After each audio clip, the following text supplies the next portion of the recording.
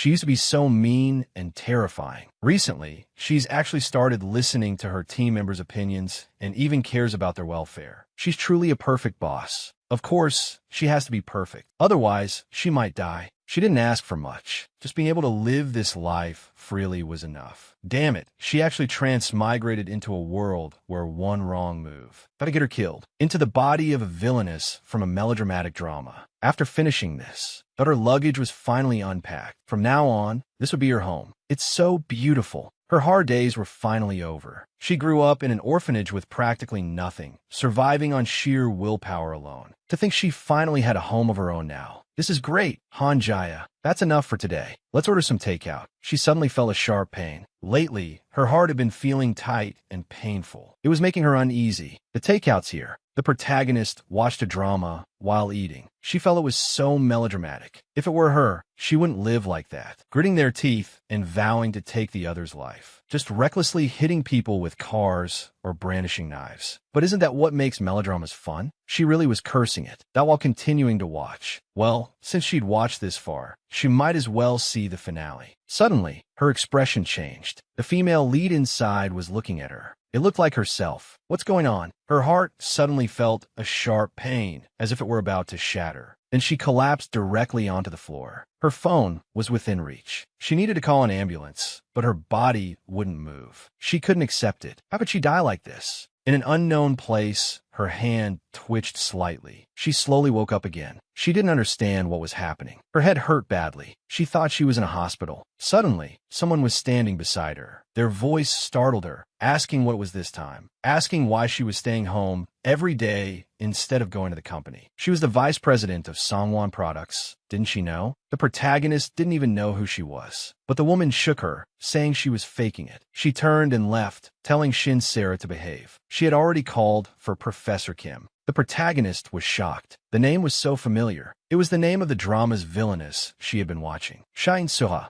Isn't that the villainess from the melodrama I was watching? But the face in the mirror was her own, and her forehead wasn't injured. Although it was her first time seeing this room, it felt incredibly familiar. Elsewhere, two people were discussing the protagonist. She had short-term memory loss due to a concussion. Her memories would naturally return over time. She had transmigrated, and she had transmigrated into the drama she was watching before she died, into the body of the melodramatic drama's villain, Shin Sarah. Although she wanted to deny her current situation, Shin Sarah's memories were now flooding uncontrollably into her mind. Her mind was filled with memories of the villainous Shin Sarah from the drama, going crazy, doing evil deeds, and threatening the female lead. According to these memories, the point in time I've transmigrated to is after she has already committed many evil acts, which means the future plot development is that the wicked villainous Shin Sarah gets struck back by the male lead who is deeply in love with the female lead, and ultimately meets her death. This truly is a melodramatic drama. She had to escape. She just had to step through that door. She had started from the very bottom and fought desperately to survive. She didn't want to live the life of a villainess anymore. Suddenly, someone grabbed her wrist, asking her where she was going. It's Lee R.A.Woon. Why did she have to run into him just as she was planning to escape? This man is named Lee R.A.Woon, one of the three male leads in the drama. He is the illegitimate son of the late co-founder of Songwon Group, Chairman Young. After his mother, with whom he lived, also passed away, he came to Songwon disheartened. Unexpectedly, Chairman Shin saw the likeness of the late Chairman Young in him and decided to sponsor him. Shin Sarah, the legitimate heir of Songwon Group, could not accept this. How could someone like him become the vice president? Shin Sarah wanted to take back everything that belonged to her, even if it meant taking his life. And so, Shin Sarah and Lee R.A.Woon hated each other, determined to fight to the death. He met the female lead, who shared a similar fate, and fell deeply in love. Just as Shin Sarah's torment of the female lead intensified to an unbearable point, he finally decided to make his move. After that, Lee R.A.Woon instigated someone to fake a car accident to kill Shin Sarah. She didn't want to die like that. She had to find a way to get out of this now. The protagonist said she would give up everything. He was the one who cleaned up her messes. He was the one who managed things behind the chairman. So he wouldn't let her continue to act crazy. Being provoked for no reason, the protagonist couldn't take it anymore. She headbutted him directly, telling him to let go. He just doesn't understand plain language. The protagonist said she was leaving this house forever, so he couldn't control her anymore. Suddenly, her heart ached. She collapsed again. The protagonist woke up in bed once more, wanting to cry, but having no tears. Why is this happening? After the checkup, the doctor just said she had no particular symptoms, and the heart pain was psychological. After returning, the protagonist felt extremely frustrated. It was suffocating. Her mother reminded her to thank Lee Arewoon. He was the one who carried her back to her room after she fainted. The protagonist suggested sending her somewhere far away to recuperate, but her mother didn't believe her, thinking she was stirring up trouble again. After all, from becoming vice president to getting engaged to her son-in-law Cha, she had caused a lot of trouble. Cha Jae-yeon is another male lead in this drama. He is also Shin, Sarah's fiancé.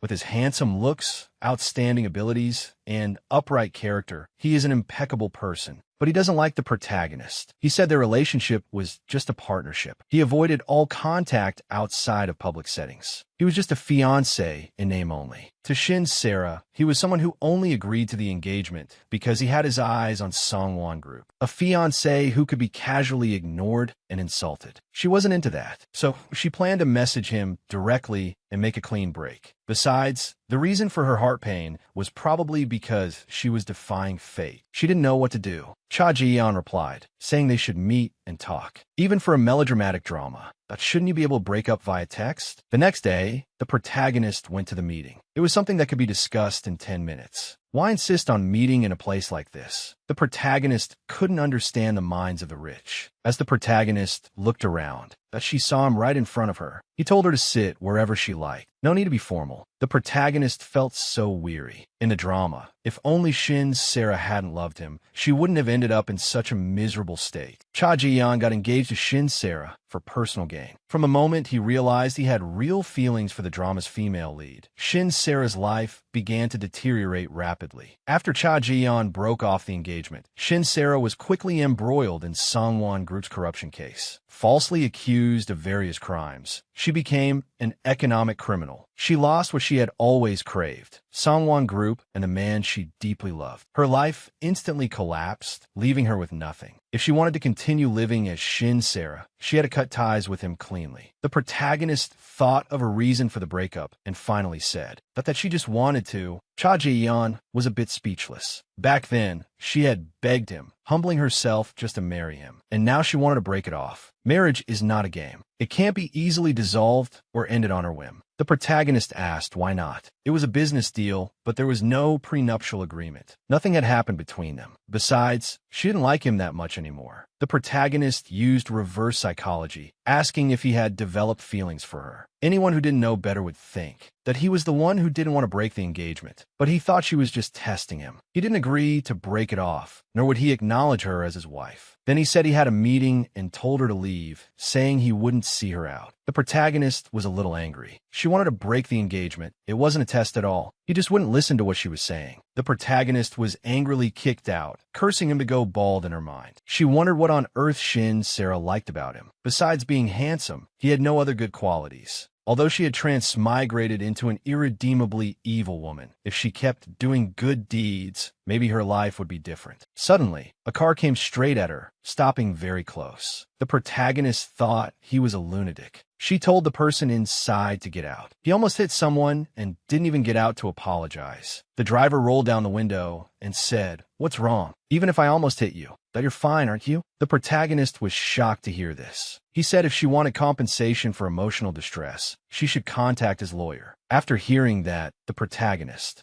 kicked his car and threw the car at his face. "If you want compensation first, contact this number. An eye for an eye." Today, she let him know what it means to mess with the wrong person. After venting her anger, she suddenly felt embarrassed. She had to get out of here quickly. He looked at the card and fell into thought. Songwon Products, Shin Sarah. The next day, starting today, she would have to work as the vice president in a place like this. How many floors does this building have? It's Lee Arewoon. She remembered her mother's words. to thank him. So the protagonist walked over and thanked him, and about hurting him last night. But Lee Ra-woon told her not to play tricks. There were security cameras in the yard. He told her not to get any ideas. He just couldn't leave her lying there. If she thought she could use such a trivial matter as an excuse to pick a fight, she could forget it. The protagonist felt helpless. It seemed there was still a lot of room for improvement. She finally understood. She was being isolated at the company. The secretary didn't dare to look her in the eye. Whether it was business reports or meeting details, nothing was communicated to her. Everywhere she went, people were talking about her behind her back. Though if she were in their shoes, she'd do the same. But to gossip about her like this, were they that idle? Chief Beck said that as the vice president holding a key position, it was inevitable that people would pay attention to her. That's probably why this was happening. Chief Beck is Chairman Shin's closest chief secretary. For him to approach her and talk, he probably wanted to warn her to keep a low profile at the company. A visitor was approaching from a distance. The person came without an appointment. The protagonist felt there was no need to turn him away. But after actually seeing the person, she regretted it. She already regretted it. He came based on the business card she gave him. The protagonist's expression turned cold. If it was about the car door fee, he could just talk to her secretary. He said he was just here to see her. He happened to have some business, so he dropped by to see her, the vice president. He handed her a business card. His name was written on it, Co. Young-won. This man, driven solely by curiosity and desire,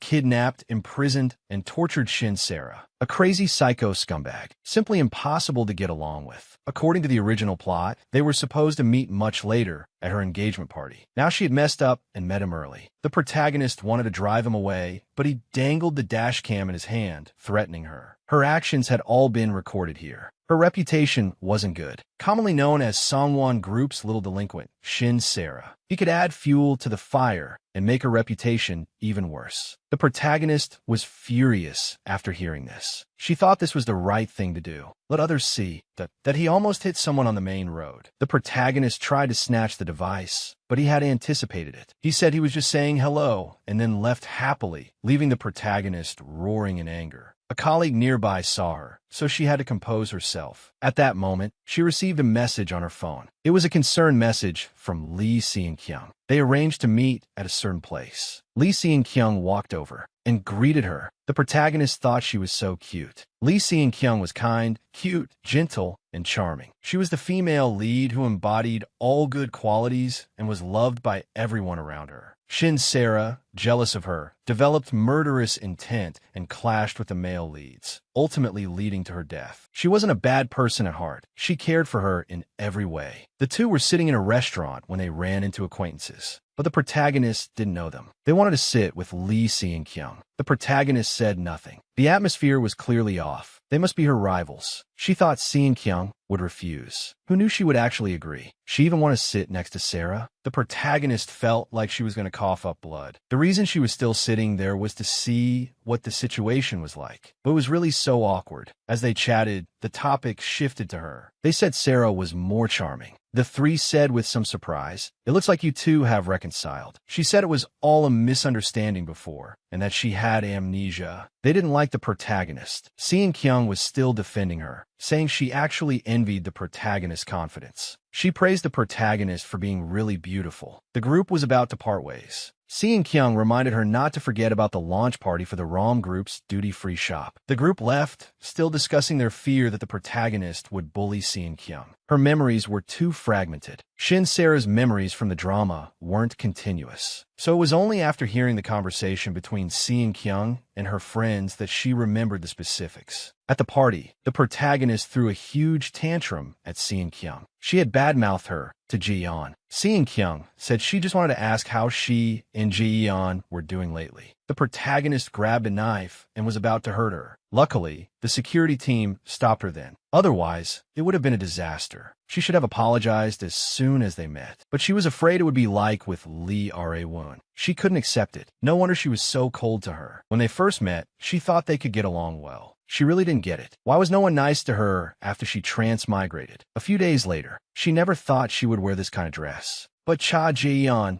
didn't even answer his phone. He said he'd pick her up, but ended up just sending a car. What a troublesome guy. The protagonist asked him why he wasn't taking the car. He didn't answer. As soon as they entered the party, he left the protagonist aside and walked away. The protagonist hid in a corner, planning to leave after an hour. She thought no one would notice her, but she was wrong. Seo Young-won came over to talk to her. He got close to her, saying he just saw that she looked hungry and was going to ask her to eat with him. While the two were arguing, Lee Se-kyung came over and greeted her. Seeing how close they looked, she asked if they knew each other. The protagonist said they had only met at a business meeting. A brief encounter counted as being acquainted. Then she made an excuse and left. Lee Se-kyung put her arm around his shoulder and asked what they were talking about. He replied, "Nothing, just saying hello." She almost got dragged into it. They were going to get engaged soon, according to the plot. What bad luck that the protagonist saw what just happened. But when she looked up, she saw Lee Rae-woon. They made brief eye contact before he looked away. She felt out of place at this party because she wasn't originally a rich heiress. It felt like no one accepted her. It felt so surreal. Did the Shin Sarah in the drama feel this way too? No matter what role she played, she was never accepted. Maybe that's why she gave up on this role and disappeared. Just as the protagonist was about to leave, someone targeted her. He grabbed her hair and threw her to the ground, punching and kicking her, saying it was because of her that his family's young son ended up like this. Seo Young-won noticed the commotion. Finally, the man was dragged away by security, still cursing the protagonist. The protagonist was in a sorry state. Cha Jian noticed her, thinking she was so much trouble. Someone rushed over, a step ahead of him. Lee Se-kyung apologized to her. She was the one who let the man in. She didn't know this would happen. The protagonist looked up at her, then ran off. In truth, the protagonist hated herself. She actually had the thought of just getting through it peacefully, to escape this situation. Chief Beck actually came and told her to get in the car quickly. He wanted to take her to the hospital, but she wanted to go home now. Then, she wanted to investigate the man who held a grudge against her. Chief Beck said, "Do you really not remember? You were under a lot of work pressure before and were very strict with the security company staff. Although, that employee developed depression due to work, even attempted suicide, and is currently hospitalized, it was not ruled a work-related injury." The protagonist understood the whole story. She said, "Find a compensation plan. Also, if there are other similar issues, I want to compensate them in the same way." She really didn't remember any of it. This place was still the same as when she was Hanjaya. That reality, like a gutter. She had to change it. After returning, the protagonist transferred someone. He didn't understand why.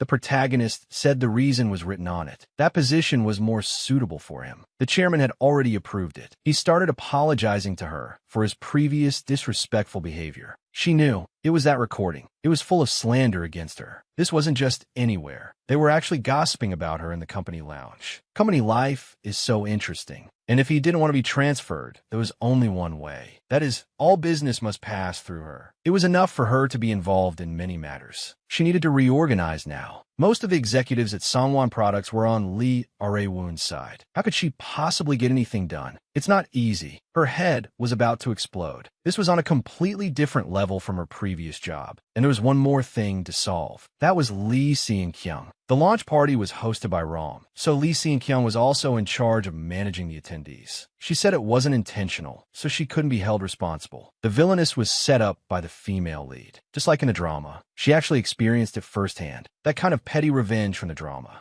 If she had known, she would have pulled herself together. From a distance, he looked at the injuries on her body, frowning slightly. At the venue, he had also noticed the commotion over there. After walking over, he found the protagonist collapsed on the ground, and her fiancé was on the side. He was just watching from the side. Can't even take care of his own fiancé. What a useless guy. He wanted to go over and help, but he stopped. If he went, the two of them would just end up fighting. But seeing the protagonist sitting vulnerably on the floor, he instructed Chief Beck to drive the car over to the venue and wait. Even now, but he didn't dare to get close. The protagonist noticed him standing there and asked if he wanted coffee too. The protagonist thought about it and decided against it, lest he think she was trying to poison him. Suddenly, he called out to her, asking if she was okay. The protagonist was a little surprised. She flusteredly said she was fine and turned to leave. Finally, she was back at her room. The protagonist couldn't believe it. Why was he like that? His sudden concern made her want to cry. And over here, her answer to him was that she was completely fine. Lee Ra-woon fell into thought. The next day at the meeting, the protagonist looked at the documents. The disintermediation statement, which they wanted to resolve in a few years, was due to issues like short-term profits and conflicts of interest with clients. The meeting ended. Chief Beck said beside her that her reputation within the company had improved significantly these past few days, and even the chairman had asked about her situation. Chairman Shin. To be honest, she had no particular feelings for Chairman Shin. Although he was her father in this setting, he often ignored her, and he rarely left his private space. So even she would wonder if they were living under the same roof. It seemed she hadn't completely fallen out of favor. Lee Ra-woon had also shown concern for her. After hearing this, Chief Beck said that at the venue, it was Lee Ra-woon who had arranged for him to pick her up. The protagonist thought, no wonder his arrival was so timely. So that's how it was. Although she didn't know why he did it. He had spoken so harshly to her before. She really couldn't figure him out, but it wasn't important to her. She really didn't want to work. She planned to eat first, passing by a place that someone called out to her. He said he was a shaman, the kind that corporate bosses would seek out. A shaman. He said that in the time they hadn't met, her soul and aura had changed. Her life was unpredictable. The protagonist felt it was strange. What was he talking about? To her, eating was the most important thing right now. In the evening, the protagonist came home from work and saw Lee Ra-woon collapsed on the floor. But the housekeeper should have already left for the day. The protagonist put him back in bed. She even made him porridge, telling him to eat some before taking his medicine. She also contacted Professor Kim. He had just fainted from overwork. Some medicine would be enough. He asked if she knew how to cook. The protagonist quickly explained that she had looked up a tutorial online. On the side, she thought to herself, after all, it's normal for a rich young lady not to know how to cook. After leaving, she felt that the way he ate was so cute. She couldn't help but watch for a long time. It's time to go back to sleep. The next day, her mother told her to attend a party. It was a VIP-only party. She really didn't want to go. Lee Ra-woon was on a business trip and couldn't go, so she had to. Actually, this was also a good opportunity to build her image. The protagonist decided to go after all. He probably had other plans. Thank you for being willing to cooperate with her, Cha Ji-yeon. But this time, the protagonist wouldn't let him abandon her like last time. They were already over. Even if he entered as her male companion, it didn't mean anything. Meeting the director, they exchanged polite pleasantries. The socializing was very appropriate. Cha Ji-yeon felt it was a bit strange. This wasn't something she was good at. A person hesitantly came over to greet her. It was one of the people from the cafe, and she seemed to be the quietest one. She didn't have her contact information. They had a gathering on Saturday and wanted to invite the protagonist. It was a regular gathering for the rich young ladies. She seemed a bit easier to talk to. The protagonist felt she definitely had no ill intentions.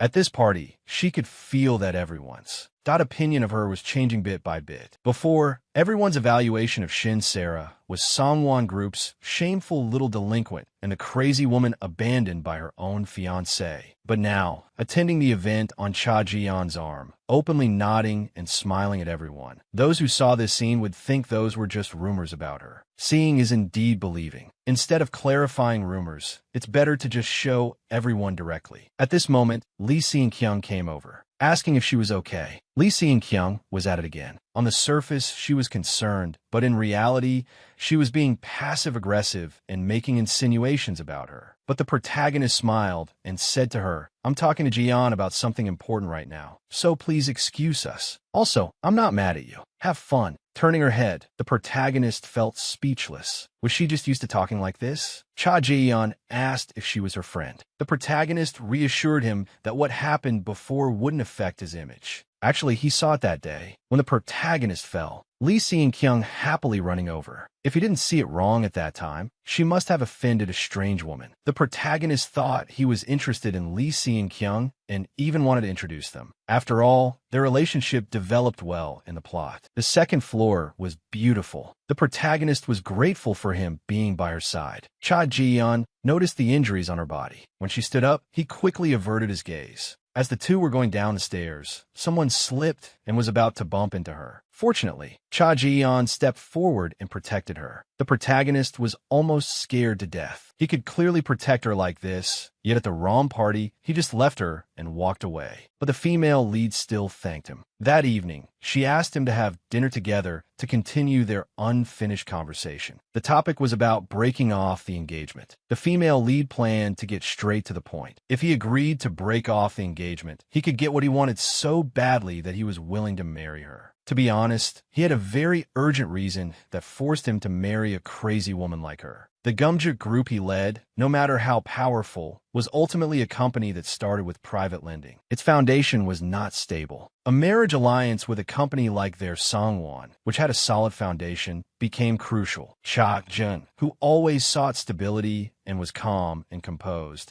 founded Lumit to solidify his position as the heir to his group. The female lead had a proposal. She would transfer about 20 of her group's subsidiaries' logistics business to his Lumit. This could be considered a good breakup gift. It was indeed good, but from a realistic perspective, it was wishful thinking. After all, the female lead was a daughter who was not valued at all, which was why she was sold on the marriage market. The female lead said nonchalantly that Songwon's audit team would soon conduct an internal fair trade inspection. The audit team reported directly to the chairman, so even Lee Ara-woon couldn't touch them. After the inspection, the company would hold a large-scale bidding. If he agreed to her proposal, she would definitely give her full support to Lumit. He wouldn't have to marry a woman he disliked, and he could secure his position as the heir. Wasn't this a deal with no downsides? He didn't understand why the female lead had changed her mind. The female lead simply said that she no longer liked him. After all, his past behavior, his inconsiderate attitude, and his rude words and actions, she hated all of it. Now she had no good feelings for him at all. After saying this, the female lead felt so refreshed. On Saturday, the female lead went to the gathering as promised. If it were a gathering of friends, she would have liked this kind of relaxed atmosphere. She took a quick look around. It seemed like she was meeting some people here for the first time, and she didn't seem to know others very well. Lee Seon-kyung was also there. After knowing who Lee Seon-kyung was, she could finally read her expression. She was wondering why the female lead was here and wanted to know who had told her to come. Seeing the girl's predicament, the female lead said she found out on her own. The female lead told her not to be like that anymore. Things at the company had mostly stabilized. The cases that were delayed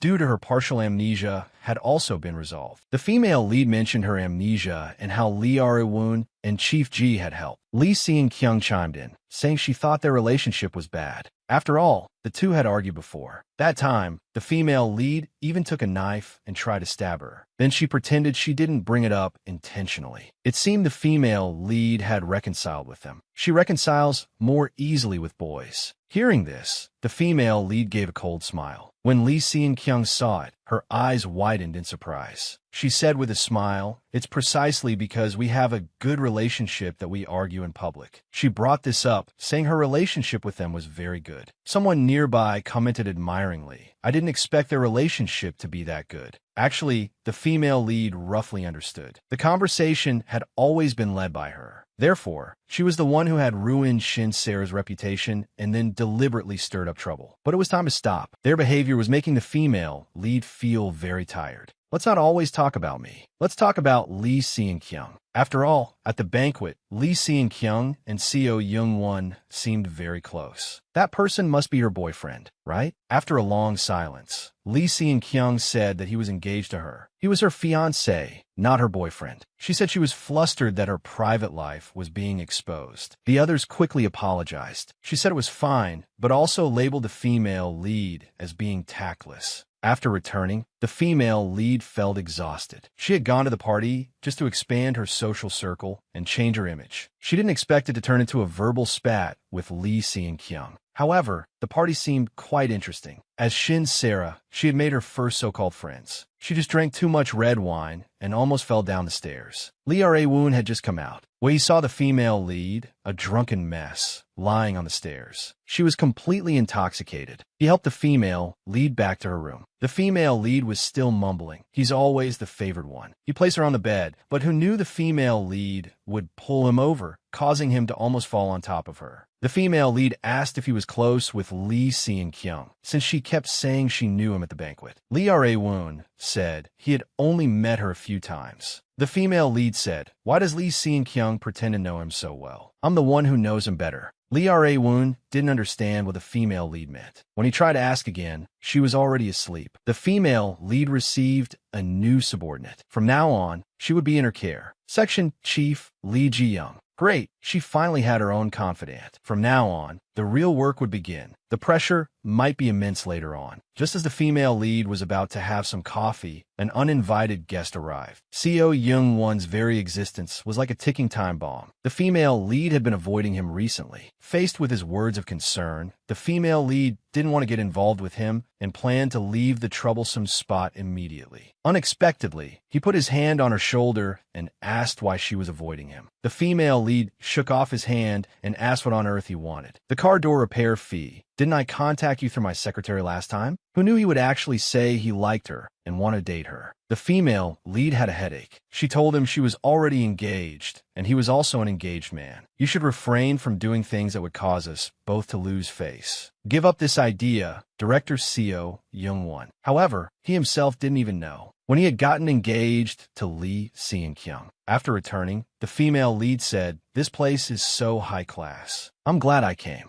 Not long ago, the female lead asked Lee Ra-woon if he wanted to have lunch together. Others in the company saw this and were shocked. The arch-rivals were going to eat together. Lee Ra-woon fell into deep thought. Did she used to like eating this kind of food? It seemed her taste had also changed after her amnesia. The Shin Sarah before the amnesia. He said he was very surprised, and sitting face to face with her like this, eating together, was strange in itself. Lee Ra-woon recalled the old days. As a child, he would come home to find the house in a mess. He said he went to a part-time job, but his mother didn't believe him. She thought Lee Ra-woon was too young. Who would hire him? Was he just like his father, trying to abandon her? She smashed a bottle and said if it weren't for him, her life wouldn't have turned out this way. Hearing this, Lee Ra-woon ran back to his room. He locked himself in his room, no longer listening to his mother shouting outside. His mother passed away, leaving him a letter. It said that his biological father was actually Chairman Young Il-tae of Sangwon Group and told him to take back what was rightfully his. He could only remain there, grieving. One day, Chairman Shin heard about his background. Seeing that he indeed resembled Young Il-tae, he adopted him. The chairman of Sangwon Group was very kind to him.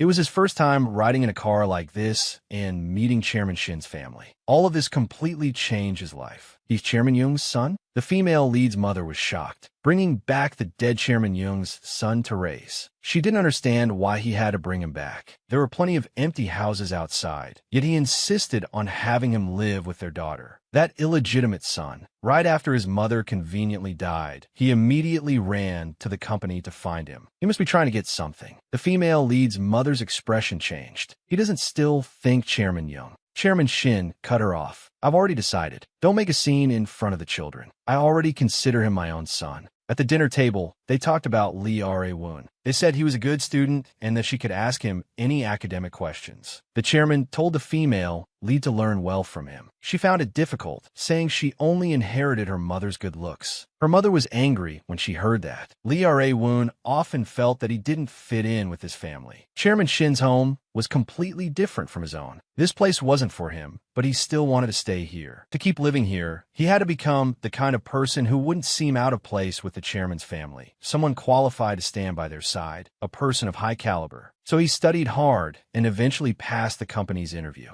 Without Chairman Shin's knowledge, he managed to enter the company on his own merit. This made Chairman Shin very happy, and he deeply acknowledged his abilities. His efforts were recognized, just when he thought he could finally fit into that family. Shin Sarah walked up to him and said, "Who do you think you are?" However, Chairman Shin's daughter didn't like him. He was injured by something Shin Sarah threw. Shin Sarah was still saying that she would take back everything that belonged to her. Lee Ra-woon went over to stop her. He said that doing this would do her no good, but she punched him away. She wanted to drive him out. Her mother saw everything that happened here. She ordered the servants to clean up. She turned her head with a smile and asked him if he was okay. This surprised Lee Ra-woon. Chairman Shin's wife didn't like him either. His management report was progressing well, and he could enter the management level. But then he said his daughter was also interested in management. He felt as if his hand was still stinging. He felt that Chairman Shin's home was nice, but there was no place for him there. The flashback ends. Shin's Sarah sat in front of him, asking why he wasn't eating. He said he wasn't eating. She said it's quite nice to eat out. If you sit in the office for too long, you have to be mindful of what others think. His expression darkened. He asked, when have you ever cared about what others think? The female lead smiled and said she had spoken out of turn, then suggested they leave. The female lead only ate with him to probe his situation. Although he was still a bit wary of her, at least they could eat together. Even though she felt a little sorry for Liara, now seemed like a good time to stir things up. The female lead got the information she wanted. It was all thanks to the section chief's hard work. She could entrust future matters to her. The reason Liara worked desperately even when he was sick. Songwon Group's audit team's fair trade inspection. So now, based on this, let's officially take action. A few days later, whenever things go too smoothly, new trouble appears. Regarding the introduction of new AI modeling technology in the entire transaction process, I have a proposal. Currently, the kickback rate at Songwon products. That is determined by the person in charge. But if we adopt AI, hybrid modeling technology, etc., this left the female lead speechless. Could he please not stare at her while talking? After the flashback, she planned to leave quickly. His gaze was almost boring a hole through her face. But he called out to the female lead directly, wanting to talk to her alone. He was now the person in charge of the Songwon Products project, telling her not to avoid him. The female lead told him to cut the crap. He said he wanted to date her. The female lead rejected him outright. So CEO Young-won changed his tune, using the excuse of her recently cleaning up messes and his car door repair fee to ask her to talk with him after work. Walking on the street, the female lead thought about CEO Young-won. That damn guy. Work was already so busy, and now she had to deal with his nonsense. He bought a new car and said he wanted to take her for a drive, and then he would give her the dashcam footage. He said he was taking her to a good place. There was a restaurant on the observation deck, and since it was a weekday, it wasn't crowded. It looked like it was just the two of them. The female lead was going crazy. Why was it that every time she tried to live her life, someone had to be nosy? The female lead loudly voiced her inner thoughts. She just shouted them out. After shouting, she felt so relieved. CEO Young-won was completely stunned. The female lead had already gotten the dashcam footage. She said there was a restaurant here, and she would treat him to a meal, and then they would cut ties for good. He found it really interesting. How could he possibly give up? When ordering, the female lead didn't let him drink alcohol and ordered 2 glasses of water since he had to drive. This was the last time she would eat with him, and she wouldn't see him again after this. But he muttered, if something like this happens again, will you see me? Of course, the female lead didn't hear clearly what he was saying. Actually, thanks to him, she had an interesting time. She also found a nice restaurant and vented her emotions. CEO Young-won said, "You're really rude." Although he had sensed it when she kicked the car door, he was still a bit surprised. Hearing this, the female lead felt a little embarrassed. Actually, she couldn't stand her own personality either, because sometimes she could be very impulsive. After finishing their meal, the two planned to head back. On the way, they ran into Lee Seon-kyung. She had come over after seeing a message from a friend. She was shocked to see the two of them together. The female lead was very annoyed. Why did it feel like she was caught cheating? She said they weren't. But CEO Young-won stirred up trouble, saying that she was right. Lee Seon-kyung said, "How could you do this to me?" The female lead was truly speechless. Why was this kind of cliché drama happening to her? CEO Young-won was beside her, saying, "Lee Seon-kyung, why are you being like this? We don't have any relationship." The female lead was trapped in a crazy situation between a madman and a madwoman. She'd better just go home. She said a word to them and then left. Seeing that CEO Young-won also wanted to leave, Lee Seon-kyung grabbed his hand. She asked him where he was going. CEO Young-won shook off her hand, saying they would talk next time. The female lead quickly pressed the elevator button, thinking she had to get away from them. Just as the elevator was about to close, he walked in. The female lead was surprised to see him. She said, "Why don't you explain it properly? Aren't you two engaged? How about I go and explain it clearly?" He moved closer to the female lead. He said there was nothing to explain. "Don't be like this." The female lead thought this person was truly crazy. She didn't want to be with this psycho for even a second, so she pushed him away and left. She accidentally got her foot stuck and fell. He was holding her high heel. He asked if she was okay. The female lead told him not to come closer and hurriedly fled. She ran outside. The vice president had sent someone to pick her up. The female lead said, "Let's go quickly." Once she finally got in the car, she saw a message from him that said, "See you at the company tomorrow." It made her so angry she threw her phone. CEO Young-won just stared silently at his phone. The next day, the female lead woke up and felt a sharp pain in her foot. She slowly went out, planning to go to the hospital to get it checked. She accidentally almost fell. Luckily, Lee Ra-woon caught her. After seeing him, the female lead grabbed his wrist and said she needed to go to the hospital. At the hospital, after the checkup, the doctor said her foot was fine and just needed rest. She suggested they go out to eat together. Lee Ra-woon didn't refuse her and came along. The female lead wanted to eat some snacks without having to go home and face her mother's displeasure. Lee Ra-woon felt the female lead had changed a lot. Getting along with her was much more comfortable than before. She was like a completely different person from before. That's why he couldn't refuse her. Suddenly, the elevator made a clunking sound and stopped moving. She felt so unlucky. Why did the elevator have to break down just when she got on? So she contacted the management office. She was lamenting that anything could happen when she turned to look at Lee Ra-woon. His expression was very wrong. This reminded him of something from the past. The sound of glass shattering came from the rooftop. The female lead immediately hugged him, telling him to lower his head. Seeing no reaction from him, she thought he was scared and then hugged him tightly. She told him not to be afraid. The elevator doors opened. The female lead told him to get out with her. After getting out, the female lead noticed he was terrified. Even his hands were shaking. He felt the female lead take his hand and blushed slightly. The female lead thought his condition wasn't right, so it was better to just go home. They could sit in the car for a while to calm down.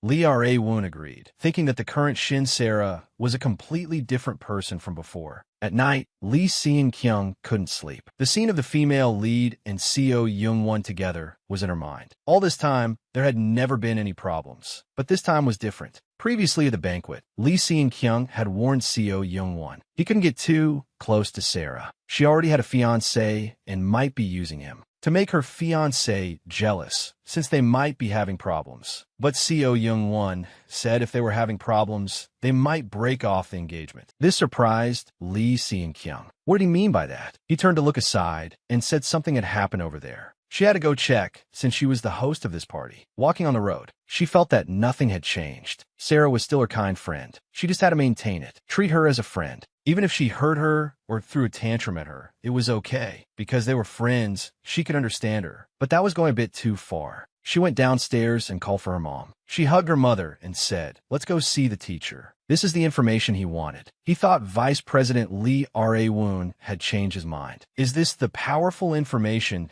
that can be used in the succession battle? Powerful information? This is also information detrimental to Vice President Shin Sara. After all, she is a threat. Information that can bring down Shin Sara. Information very disadvantageous to her. In his mind, the female lead's happy smile appeared. After opening the file, he was shocked to discover Shin Sara was not Chairman Shin's biological daughter. This file was eventually placed in a hidden compartment in the car. He was about to drive away when a new car pulled up beside him. A new visitor had arrived. After opening the door, he found they were rare guests. The madam and the young lady had both come. They exchanged some pleasantries. The madam gave him a gift. It was a turtle made of pure gold. Lee Seon-kyung wanted a few talismans. He agreed. He finally saw the two of them off. He felt things were getting troublesome. Chairman Shin was not what he used to be. Only if Lee Ra-woon took over Songwon soon would his future be bright. That guy was full of rage just a few months ago, eager to find a way to bring Shin Sara down immediately. Suddenly, overnight, he lost all his fighting spirit. He decided to keep this file safe and think about when to use it. And now there was that little girl, Lee Seon-kyung. These subtle changes were all related to Shin Sara. And the feeling that her aura had changed was no longer just his baseless speculation. But so what? Nothing will change. After the follow-up check, the doctor advised her not to wear high heels for long periods. With some time on her hands, the female lead was just about to get a coffee when she ran into Lee Seon-kyung. She didn't expect to run into her at the hospital. The female lead felt the atmosphere was very awkward and wanted to end it quickly. The female lead began to apologize to her, explaining her previous meeting with Seo Young-won and telling her not to misunderstand. The female lead had already blocked him. As for work-related matters, she had delegated them to her secretary. She didn't need to worry.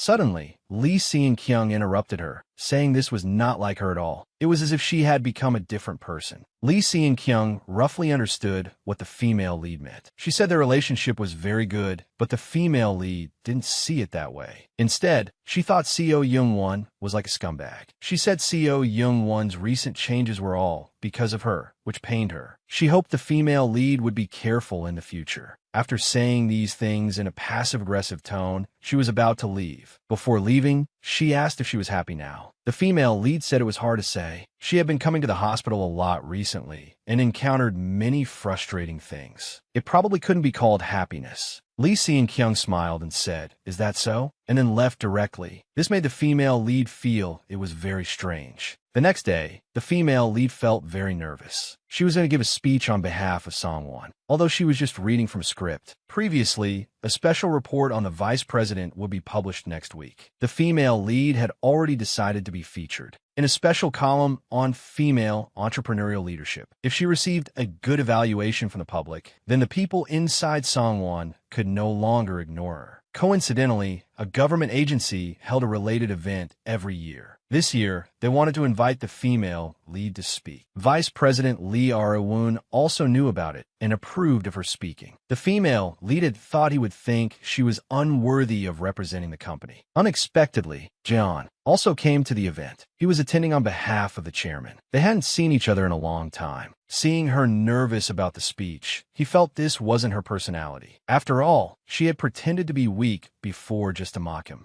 Their friendly conversation was all seen by Lee Arewoon. He just watched silently from a distance. Soon, the female lead stood on stage and began her speech, looking confident. Who would have thought she was so nervous off stage? It finally ended smoothly. The female lead asked if she had stuttered anywhere. Lee Arewoon said she did very well. This reassured the female lead. At this moment, Cha Ji-yeon came over to her. The two huddled together, whispering. To maintain their superficial relationship, they should stay together during this conference. The female lead turned to Lee Arewoon and told him to go home first and that he didn't need to have the driver pick her up. For some reason, seeing their retreating figures, Lee Arewoon felt very annoyed. The two went for a walk in the park together. She thought the flowers here were blooming beautifully. Cha Ji-yeon looked at the female lead before him, finding it hard to believe. This confident and cheerful woman, was she really Shin Sarah? Could a person really change this much? At this moment, the female lead touched a butterfly. This shocked him. Shin Sarah used to hate those things the most. She found them disgusting. Shine sera clearly à tête bug.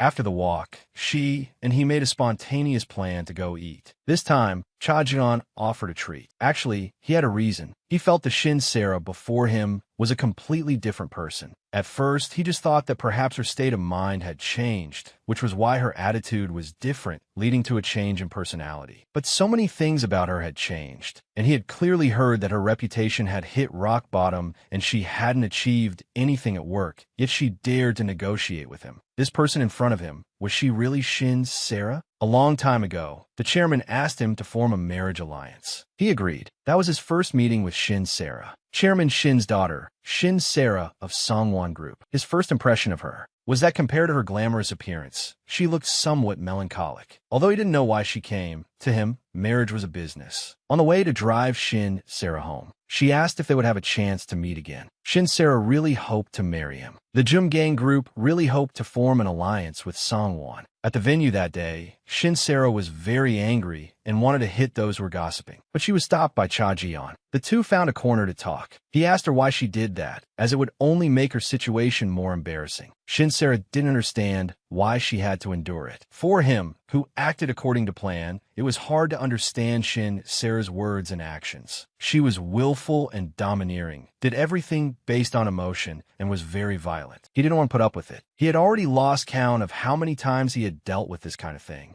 And they were eating. A teacup wobbled, about to fall on the female lead. Splash. She got splashed in the face. She wouldn't tolerate it and grabbed his collar directly. Back in the car, he wanted to keep his distance from her. She was shocked. What did he mean by that? He said he couldn't get along with her anymore and that they should keep their distance. Shin Sarah was heartbroken to hear this. She liked him a lot, and all she did was hit those who gossiped about him. She couldn't stand by and watch others speak ill of him. And just now, hot water was splashed on her face. He didn't ask if she was okay. only thinking of himself. Although they were engaged, he thought Shin Sara was a nuisance. Their relationship ended just like that. That's how it should have been. But the Shin Sara before him now, who on earth was she? She finished her meal and asked him why he had invited her. It turned out he wanted to invite her to attend next month's Jumgang Group's founding party. After he said it, he couldn't believe he had personally extended such an invitation to Shin Sara. She was also a bit surprised and asked if this had to do with them breaking off their engagement. He said yes. Although they pretended to be on good terms, the public still didn't believe it. They could use this opportunity to put on a good show. She and Cha Ji-yeon had drawn up a very detailed contract to dissolve their engagement. Before breaking it off, they had to ensure no losses for either side. They had also agreed on the reason for the breakup. It was best to say they separated due to irreconcilable differences. Thinking about how she had given Cha Ji-yeon's company many orders and all the effort she put in just to break the engagement, she felt this contract wasn't fair. From her existing memories, she knew that the original Shin Sara truly loved this man named Cha Ji-yeon. She thought to herself that even until the very end, Cha Ji-yeon never seemed to have accepted her feelings. They finished their discussion. He had one more question. Did she really not like him anymore? After all, she had always clung to him before. This sudden change in attitude made him feel a bit awkward. Her answer was that she didn't like him anymore. She said to just consider all this an emotional outburst. Although they got engaged for other reasons, they were clearly incompatible. And since the problems couldn't be solved, both sides should have ended it sooner. She analyzed the problem objectively. They simply lacked communication. One was just throwing tantrums, while the other wanted to solve the problem. Neither of them took good care of the other. But he didn't need to think too much about it. They were going to break up anyway. Suddenly, a customer spilled water all over her again. Cha Ji-yeon thought the previous incident would repeat itself, but she just said good-naturedly that she was fine, and could she get a new cup of coffee and a wet towel? The employee scurried away in a panic. It seems he was more scared than she was. Seeing Cha Ji-yeon standing there stunned, she thought he was scared too and told him not to worry. Then he asked if she was okay. She couldn't help but laugh. She was grateful for his concern. She hadn't expected him to change his attitude so quickly after she had pointed it out. She said goodbye to him, saying there would be news soon. Because it's related to what you're worried about. It's related to the limit bid. Meanwhile, Lee Rae-woon heard a report. The audit team stated they would conduct a careful investigation based on the whistleblowing incident. They said they would absolutely not turn a blind eye. Songwon Construction must be in chaos now. Now, the internal whistleblower has emerged, the audit team can't just let this matter go. If she wanted to give Cha Ji-yeon's limit a push, she first had to take down Ellis, the company Lee Rae-woon supports. Songwon's largest logistics client, Ellis, has been bribing the purchasing team's vice president, executive director, and managing director with cash in exchange for a higher commission rate. And the internal whistleblower was the managing director of Ellis's sales team. He also provided a secret ledger to the audit team and then disappeared. And all of this was arranged by her. This way, Lee Rae-woon, Songwon Construction, and Ellis will all suffer huge costs and losses. However, this wasn't enough, because they would soon find a lead on this. So, to keep them too busy to be distracted, she had to create another big problem. And that was the bidding system getting hacked. I heard the new bidding system had a security problem. An external hacker intrusion caused a virus infection, which also paralyzed the company's intranet. He felt as if someone was targeting Ellis and him, and had meticulously planned all of this. This made him think of Shin Sara. Could be her. Did you see the way she was brandishing that knife just now? It seems she's really gone crazy. Lee Si-kyung told outsiders that she was just a little scared. Her friends were all advising Lee Si-kyung not to invite her again next time. Rae-woon came over. Ignoring Lee Si-kyung's attempt to start a conversation, he directly asked where Shin Sara was. She's over there. A lot of guards are gathered there. She said to her friend, he's the one sponsored by Sarah's family. Lee Rae-woon went over and told Shin Sara to get up. She didn't understand why he was here. Where was Jae-yeon? How'd he know where she was? He came because he got a call from Madam. The chairman will also find out about this. He added that the chairman won't indulge her anymore. But she retorted, who do you think you are to say such things? Even so, what can you do?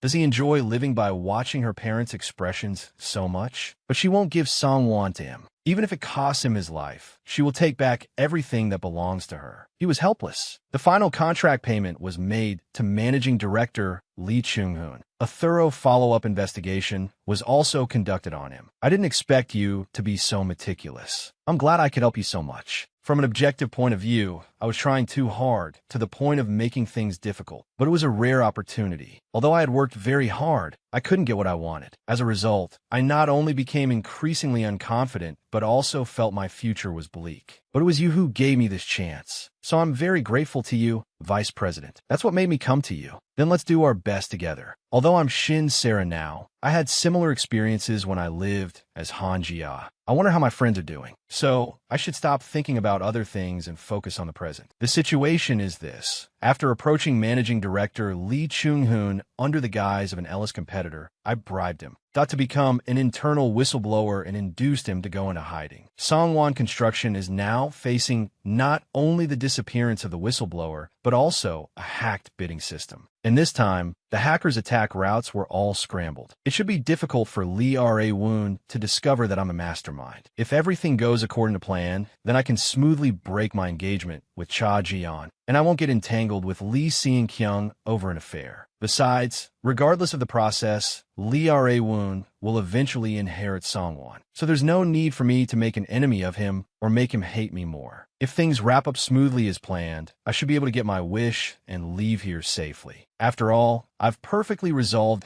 the complicated, ill-fated relationships in Shin Sarah's life, so I won't face that ridiculous worst-case future. It's just that I still haven't found the cause of the heart attacks. That's what bothers me. So far, are all the various accidents I've experienced related to the unexplained heart attacks? Jae-yeon called. Just as she answered, she met Lee Ra-woon's gaze. She decided to call back later. She asked him if he needed something. His expression became restrained. He was about to say something, but looking at her expression, he decided against it. He didn't ask. Since that was the case, she walked past him and continued her call with Cha Ji-yeon. He looked very hurt. You're talking about the schedule for the founding party, right? The date and location are set. You'll text me the details later. Then I'll see you then. It would be even better if we could have a meal together. When she ran into Ra-woon at the entrance, she was scared to death. After all, this internal whistleblowing incident must have upset Ra-woon. She naturally assumed that the first person he would suspect and want to hold accountable would be her. But in the end, he said nothing. Compared to the Ra-woon she first met, he had become much gentler now. Once things are more or less settled, she will really compensate him well. A few days later, the press conference was held successfully. The event was a complete success. She introduced herself to him. He was Jae-yeon's maternal uncle. The two maintained superficial pleasantries. Dealing with this kind of occasion really takes a lot of energy. She already felt exhausted. Cha Ji-yeon watched from the side. He felt she was quite perfect, and one would never imagine that she used to be known as the little delinquent of Songwon Group. Especially after my uncle saw you in person, he'll surely think most of those rumors were unfounded. That's exactly the effect I wanted. By the way, have you heard the news about Songwon Construction? The public bidding is now basically a done deal. And I'm also preparing to formally give Limit a push. Who would have thought that the internal whistleblowing incident at Songwon Construction was single-handedly planned by me? And I'm very confident they have no evidence. Look forward to her gift, Ji-yeon. Perhaps from a moment she proposed Lumit winning the bid as a condition, she already had a plan. Shin Sarah was both emotional and impatient. It was impossible for her to spend months devising and executing a plan. So who exactly was this Shin Sarah before him? Methodical and good at socializing. And a Shin Sarah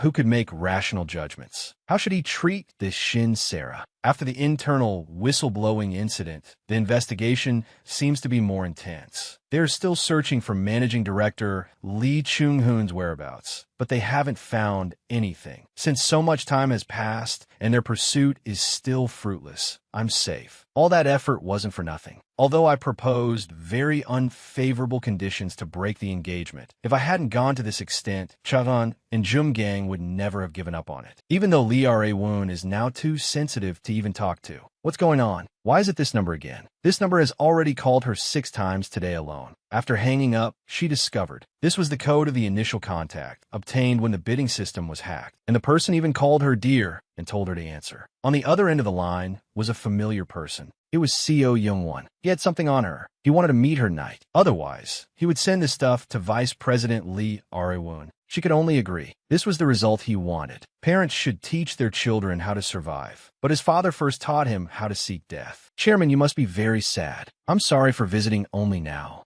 She can't keep thinking about her late husband forever. It's time to pull herself together. After all, she still has 3 young sons to take care of. Seeing Kyung, hurry and say hello. This is Chairman Yu. Young-won still didn't speak, but now he wouldn't avoid eye contact like before. He would also go out for walks. Actually, seeing Kyung specially prepared a bouquet to give to Young-won to help Young-won cheer up. So she went over to give him the flowers. I picked these. They're beautiful. But Young-won didn't really want to talk to her because he didn't want to answer. But they kept trying to talk to him, just like she was doing now. She said with a smile, "Then I won't talk. I'll just sit here." And her hand quietly rested on his. For Young-won, the world was a shade of gray. "Welcome back, Young-won. Now that you're back in the country, get some good rest." He just lived aimlessly like this. Can I only live like this? Am I really alive? For no reason, he gripped the steering wheel. He didn't even know his destination. This kind of reckless, impulsive act. At a red light, he slammed on the accelerator. After stopping, he thought he had caused an accident. A rough voice came from beside him. When the car window rolled down, there was finally a light in his eyes. It was the first time he had seen someone so full of life. His mother heard he was in a car accident and was very worried. He finally found something he wanted to do. Whether it was her appearance, voice, tone, or actions, everything was full of vitality. A person full of passion for life. He wanted to stay by her side. But Shin was not happy to see him, and he was holding his trump card. Because of this bidding system hacking incident, their company, Shin, also had to take responsibility. So he was in charge of the follow-up work. He found these. Although it was tedious, as long as you compare the code used in the opponent's attack with the malicious code information they have, you can track it through type analysis. But this suddenly raised a question for him. Only Vice President Lee Ae-woon's side was suffering consecutive losses. Was it really just a coincidence? So, instead of going through Shin, he investigated privately. As a result, he quickly found the hacker. A little threat, and he confessed everything. She was shocked. He found out she was the mastermind by reverse tracking the hacker. Just him. He's an elite-level hacker. What's more, he's the head of her partner company, and she didn't even know. Going this far, what did he really want from her? Young-won made his demand. Keep meeting with me. Just like this. Answer when I call. Come out when I ask you to. Of course, it would be even better if you could break up with director Cha Ji-yeon. But she came over and rejected him directly. She only came to hear. Thought what demands he would make. Did you think I came to see this foolish side of you? Rather than being at your beck and call, I'd rather go to Lee Ae-woon myself and confess everything. Do you think I'm a joke? Do you think I would have done all this without thinking it through? Whether she has to go to the chairman and Lee Ae-woon to beg for forgiveness, or accept legal punishment, or resign and be kicked out of the family, she is willing to endure anything. But she will absolutely not see him again. He said, "That won't do," and touched her wrist. It made her skin crawl. Goosebumps rose all over. Why does he always use such methods to threaten people into forming relationships? Young-won didn't know any other way. He even asked her to teach him. She sat down helplessly and sighed. "I don't want to see you romantically. You need to be clear on that. But we can meet as business partners. I'll hire you. If you help me clean this up, I'll give you more money than the deposit for the last hacker." Young-won asked with a smile, "What if I can provide an extra service and make it impossible for Ellis to ever reverse track this? Learn to bargain so quickly? Then I'll give you a generous bonus. On top of that, I can also treat you to a meal." Young-won was very satisfied to hear that. It was finally over. She really wanted to go home. Judging from the poaching offer managing director Lee received, this incident was likely instigated by the competitor, Eugene. As for the bidding system hacking, with Shin-'s help, they traced it to a hacker group. This month, the systems of 3 companies were breached by that hacker group. This was not a satisfactory result for him. Continue tracking the hacker group. I'll report the results directly to Ellis. Since Sarah's innocence has been proven, isn't that enough? But he felt that Sarah was not only related to the bidding incident, but also seemed to be hiding something very important. Actually, she wanted to get together a few more times, but it was always hard to coordinate the schedules of all 8 of them. She still had time to see her friends. Hearing a positive reply, she felt a little relieved. But scrolling through their previous chats, she felt sad. It was always about if only she was with Kyung too. No matter what they did, they would bring up Kyung. Was she the only one who found Lee, Kyung, uncomfortable. What should she wear to the gathering? She looked up and saw Lee Ra-woon. He asked her somewhat stiffly if she wanted a ride, if she hadn't called her driver yet. He was willing to give her a ride. Of course, she was grateful. It was just that it was awkward for the two of them to sit together. I heard it was the work of a hacker group that acts as corporate hunters. As for the internal whistleblower, Lee Chung-hoon, it seems he was instigated by the competitor, Yoojin. He had thought it was her doing all along. Knowing he suspected her, she said that many people in the company also suspected her. As a result, she almost lost the trust of the management. She had made a lot of effort for this. Regardless of whether she would be suspected because of this incident, she would still choose to support Ji-yeon's limit. Lee Ra-woon didn't say anything more. He didn't understand why she liked director Cha Ji-yeon so much. Was he asking because of that incident? The one where Ji-yeon wasn't by her side at the ROM party. Yes, the person who helped me back then wasn't Ji-yeon, but you. Lee Ra-woon was a bit embarrassed, saying that Chief Ji had told him. She hadn't expressed her gratitude to him yet, so she said thank you. In any case, although Ji-yeon did neglect her, she could still only support him. After all, they were engaged. Director, there's a package for you. No sender's name. It was photos of Shin Sarah and Seo Young-won. This kind of trouble again. She had told him before, but they seemed a bit too passive in handling these issues. So he called Shin Sarah directly to meet. How should he start? Ask what this is about. Who is this person photographed with her? Is this something he can interfere in? I really don't get it. What does he really want to do? And what should he say after seeing Shin Sarah? She arrived quickly. She directly asked about the photos. So she glanced at the photos. You only received the photos, nothing else, right? No documents with demands or anything. Then the purpose of the person who sent you these photos was to tell you your fiancé is cheating. No matter how you look at it, these look like those kinds of photos. But it's not like that. I just grabbed his collar. How could a photo be taken from this angle? But I'm sorry for getting you involved in this for no reason. It's my fault for being careless. I'll handle it from here. However, unexpectedly, Cha Ji-yeon grabbed her hand. She was shocked. Both of them were a bit stunned. He didn't know why he stopped her, but he had already found an excuse. He said he was willing to help her. I want to know who it is. Why are they going this far? He felt his attitude had been too passive. It's my fault, just like you said. She told him everything about her previous conversation with Seo Young-won. She thought it was all handled and didn't expect this problem to arise. If the person wanted to threaten someone, they should have sent them to me. Doing this is just to make you feel bad. Looking closely, the photos are all focused on me. They want to give you a bad impression of me. I'll arrange bodyguards for you. He could feel that this stalker's behavior was malicious and persistent. Actually, if I had acted sooner, you wouldn't have had to go through that. He suddenly realized what he had been doing all this time. Now, he didn't want to have any more regrets. Up until now, I had been through all sorts of things. How should I put it? This seems to be the time I feel most at ease. Being secretly photographed is indeed scary, but with his help, I feel relieved. He wasn't sure if this was the right thing to do. Just as he was about to say something, Shin Sarah suddenly collapsed. Cha Ji-yeon caught her as she fell unconscious. Why is it only targeting me? What did I do?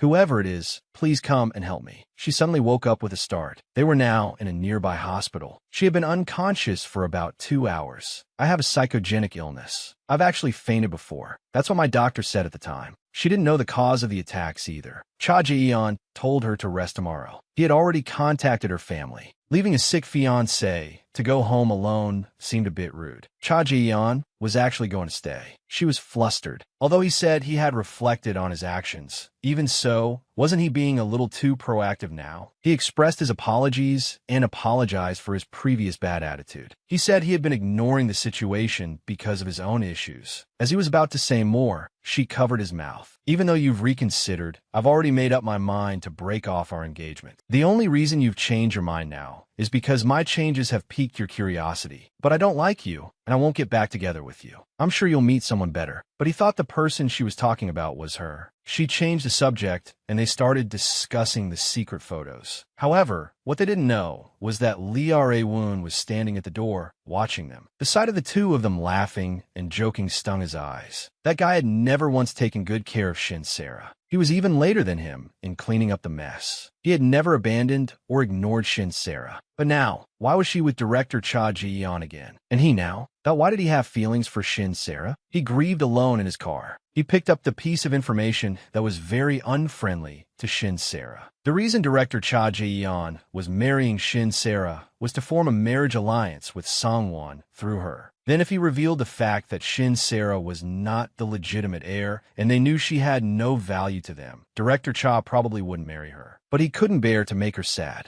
He had always wanted to pull her down, and he felt he was qualified to be the heir. A person like him couldn't be a good person. Their working hours are 12 hours. They will be divided into 4 shifts. However, it's also possible to make adjustments according to the situation on site. She was actually surrounded by 10 men in black suits and received their 90-degree bows. She knew they were here to help her. It might be rude to think this, but they really look like the criminal organizations that often appear in movies and dramas. A few days later, how about here? There's a penthouse here, too. It's decorated so beautifully. They asked about her plans for the end of the year, if she was spending it with her fiancé. She could only smile. I'll hang out with you guys until midnight, then spend the rest of New Year's Eve with my fiancé. She agreed. By the way, it seemed everyone had arrived except for Lee Seon-kyung. So she asked about Seon-kyung. They said she suddenly wasn't feeling well today and wanted to rest at home. That's strange. She almost never misses these kinds of gatherings or parties. So I naturally assumed she would definitely come. But then again, the last time I saw her was at the hospital. The party ended soon. It seems I didn't find any clues about the stalker today either. I had originally planned to sound out Seon-kyung. She suddenly noticed what they were saying. They looked like they had a guilty conscience. She just got home from the party. She didn't find any suspicious people this time either. Cha Ji-yeon guessed that maybe there were other conditions. For example, the person only wanted to photograph the moment she met with a man. Anyway, maybe we'll know the truth tomorrow. The next evening, don't just keep looking at me and smiling. You have to tell me the progress. Director Seo, for some reason,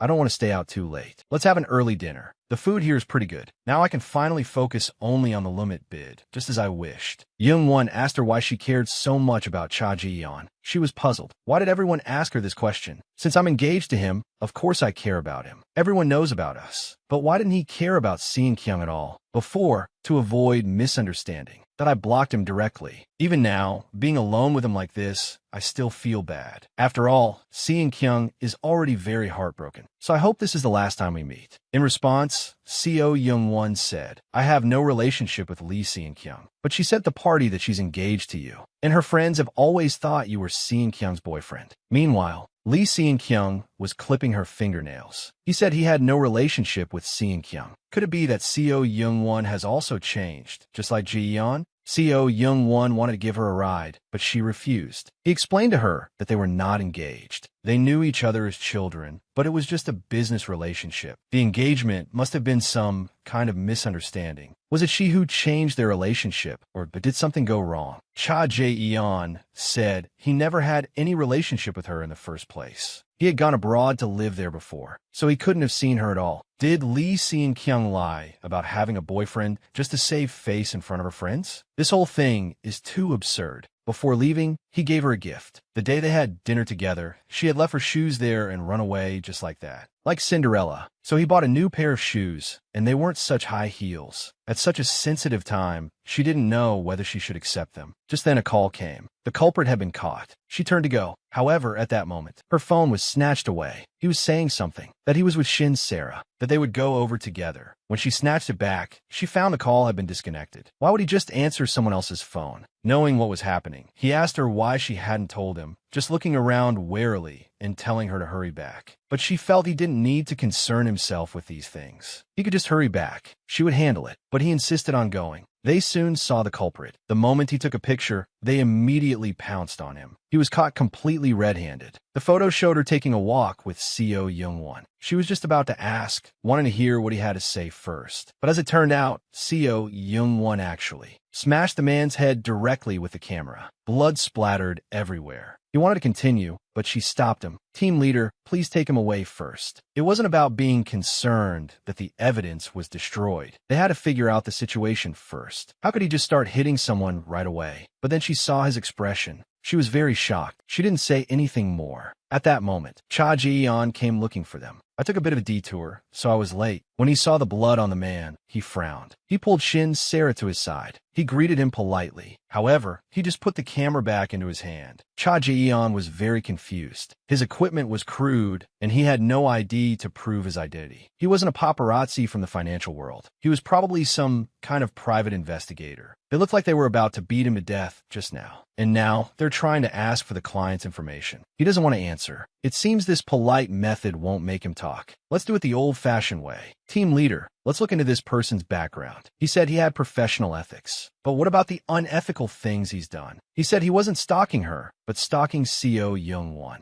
Co Young-won finally understood. He couldn't say who the client was, but that wouldn't work on him. After all, he could find out everything just by looking through the records. He had always felt that someone was stalking him. Thanks to her, he finally found them. Now, this is no longer something she needs to worry about. Let's go. He would handle this matter. She agreed. The two of them were about to leave. She thought of something and turned back, saying that no matter how he handled this matter, that she hoped he would contact her after he handled it. When did Shin Kyung arrive? Hello, Chairman Yu. I brought flowers today, too. Now that Young-won Appa is back in the country, he should have sorted out his feelings, right? Can we tell him about that matter now? As for that matter, Chairman Yu intended to think about it more. Young-won said he has something he wants to do. I originally wanted him to continue resting, but I don't know what happened. Now, he not only goes to work properly, but also takes his medicine on time. It's been a long time since I've seen him so motivated. This period is very critical for Young-won. So it seems it's not a good time for you to be in a relationship with him. They said they'd be over soon, but they keep calling to rush me. It seems they can't wait. I'm sorry, Shin Kyung. I have to go now. At this moment, Co Young-won called her. She was still very happy. She had a lot she wanted to say to him. He said he was at her door. She saw it with her own eyes. The scene of her fiancé cheating. Please investigate his every move for her. Co Young-won had been waiting for her for a long time. They had always thought that he wanted to get engaged to Shin Kyung. Didn't he come back for the engagement? He had just opened his mouth. Madam Lee, I have something to say about this matter. She cut him off directly, pulled her mother, and said she wanted to talk to Co Young-won alone. She showed a panic she had never shown before. The two of them left. Shin Kyung asked him why he did that. He said that her parents had the right to know what she had been doing outside, but she felt she had done nothing wrong. They would be engaged soon, because besides me, no one will like you.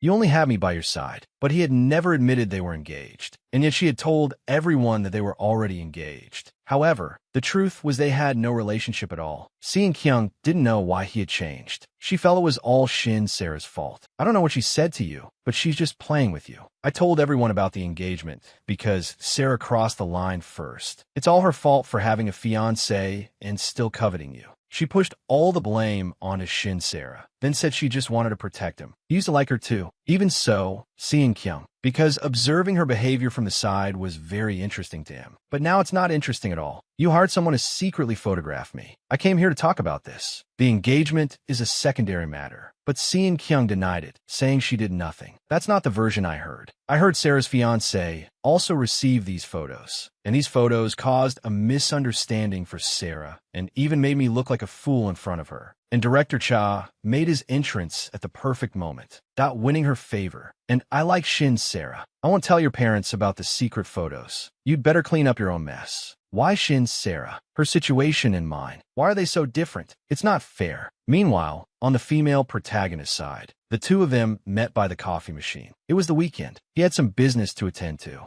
Lee Ra-woon saw she looked a bit tired and asked if she needed help. She wanted to make a deal with him. She said, stammering a bit, "Can you not interfere with the bidding this time? Can you just turn a blind eye to it?" And the benefit she offered was that she would give up everything, leave, and withdraw from the succession battle. She would transfer her portion of the Songwon infrastructure shares to him. He didn't understand why. She was helping Cha Ji-yeon like this, even though he wasn't good to her at all. Can't you just not get married? She didn't understand why he said that. Could it be that he had improper thoughts about her? A strange environment, and all these people she didn't know at all. She would be inexplicably criticized and ostracized for some crimes she didn't even know about herself. However, she couldn't tell anyone that she wasn't actually Shin Sarah, because even if she said it, no one would believe her. So she could only endure like this. If she pretended to be the real Shin Sarah and set everything right, could she really live the peaceful and free life she had before? How much harder would she have to work in the future? However, at this moment, Lee Ra-woon also walked over. You probably thought the same as everyone else, running around, causing trouble like a madwoman. Now you're finally getting your just deserts, right? Serves you right. But that day, his first sentence was asking if she was okay. His relationship with Shin, Sarah, that was clearly so bad. Why would he want to help her? She really wanted to say it out loud. She actually wanted to break off the engagement, and she also really wanted to let go of everything and live freely. It was truly very hard for her. But in the end, she only said a thank you. Then she said she would go up first. Let's talk about the share transfer later. How could she shamelessly say something like asking him for help? She not only wanted Limit to win the bid, but had also orchestrated the internal whistleblowing incident at Ellis. Lee Woon stood in place, thinking that if she was okay, why would she have that kind of expression? In the beginning, she was very afraid of him, and also angry that he would suddenly and inexplicably curse at her. But later, she would also feel that he seemed to be just trying hard to live. And he was also quite cute. She felt like she was doomed. Can you wait a moment? I'll be right back. Don't count on Woon. She had to solve it herself. She couldn't keep thinking about those things in her head. The person on the right is Chairman Shin. The other person is Chairman Young Ilte. Woon really looks a lot like him. No wonder Chairman Shin could recognize him at a glance. I'm ready. Then I'll report to him now. He understood her meaning. I heard you and son-in-law Cha were quite distant before. It seems you're on good terms again now. Keep up the good work. She bowed and left. It had been a long time since he had a proper talk with that child. She had grown so much. He almost couldn't recognize her. It seemed he should also make a decision. The proposal is fine. The unit price is also set reasonably. Although we still have to wait for the chairman's final decision. He seems to think highly of us. Even though Ellis wasn't deemed unqualified, many people on the outside are watching. So most of the confirmed goods were returned. Vice President Lee Woon must have taken a huge blow. Is this okay? I mentioned this to him before, but it just fizzled out later. In any case, don't worry. I will go and coordinate it properly again. Then next, let's proceed with the process of breaking off the engagement. However, at this moment, Cha Jian actually suggested he wanted to hug her. She was stunned, but as he explained that it was just to say you've worked hard to each other and a way of saying please take care of me as business partners in the future. She felt she had overthought it. Just as she was about to pull away, she didn't expect him to hug her again. What was going on? He remembered things from the past. That was the first time he had suggested to her that she could link arms with him. The two of them strolled in the garden just like that. Shin Sarah said it was the first time she had spent time like this, with the person she wanted to be with, doing what she wanted to do. At that time, for him, this was just a matter arranged by their families, and he felt he hadn't done anything. Suddenly, she became very scared, saying it was too disgusting. A butterfly had flown over. She ran over and hugged him directly. He told Shin Sarah to calm down. She seemed to be very afraid of insects. Only after knowing the insect had flown away did she raise her head, very grateful for his help. He felt he hadn't done anything. Actually, all he had to do was stay by her side. It was all his fault for realizing it too late. That's how he lost Shin Sarah. He wanted to get in the car with her, very afraid she might faint on the way. After transmigrating, it was fortunate that she had them around, so she was able to avoid any major accidents. While she was lost in thought, she was suddenly grabbed by an old grandmother. She asked her how she had survived, and said her fate, how could it be so full of hardships? Cha Jian helped her by stopping the grandmother, allowing her to leave without worry. The old grandmother looked at her retreating back and said that something terrible would happen if she went on like that. It was already bad enough that there was another soul in her body. She's practically playing with her life like this. Another soul. He wanted to hear the old grandmother explain in detail. Knowing he was the girl's fiancé, she advised him to break things off with her as soon as possible. The bad luck on that girl was too powerful, so powerful that it would harm the people around her. Someone as unlucky as her could die, even from just falling down on the street. He suddenly remembered. He had always thought those incidents were disasters of Shin Sarah's own making, and had ignored the fact that she was hurt. The old grandmother didn't understand. She was supposed to die, but she had somehow lived until now. However, she could still die at any moment. But he didn't want to leave. Instead, he wanted to help her. If you're really that worried, then bring her to find me. I will tell you my address. What happened? Why did you come to find me yourself this time, miss? Things are not going smoothly. Young-won Appa not only doesn't answer my calls, he won't even see me when I go to his house to find him. So please tell me a more proper place. Master, are you planning not to help me anymore? Are you not going to help me? If you abandon me, what am I supposed to do? My life is already ruined. Are you still going to turn a blind eye? If you don't help her, things will only get worse. Lee Si-kyung used death as a threat. Her teacher could only agree. This would be the last time he helped her. After getting a satisfactory promise, she left with a smile. Finally, she could sit down in peace. Shin Sarah was really too much. The thing she was going to do next. She hoped she wouldn't be too sad. She had no knowledge of wine, so even after looking at the labels, she didn't know the difference between them. The New Year's Eve party should be almost over by now. That's nice. She had wanted to go too. But because they asked that way, she had no choice but to not go in order to show that there were no problems between the two of them. Unexpectedly, at the corner, she happened to run into Lee Ar-woon. He looked at the wine in Shin Sarah's hand and thought of that car accident. The atmosphere between the two became heavy. At this moment, her mother walked over and saw Lee Ar-woon standing there. Shin Sarah had already hidden. Her mother was very puzzled. Wasn't her daughter just here? She shook her head at him, and he understood her meaning. He told her mother he didn't know, that he had also just gotten off work. What did she want to bother her about now? She had already reported the results cleanly. She came out. She didn't want to see her mother because she was afraid she would nag. With just the two of them, she invited him to drink red wine together. Because they would run into her mother downstairs, she suggested going to her room to drink. She had also bought a cake. After all, she had managed to live for another year. Of course, she had to celebrate it properly and treat herself. Lee Ar-woon always spent New Year's Eve alone. She smiled a little awkwardly. Although he always spent it alone, it was still nice to be able to spend it with her this year. The two of them happily toasted.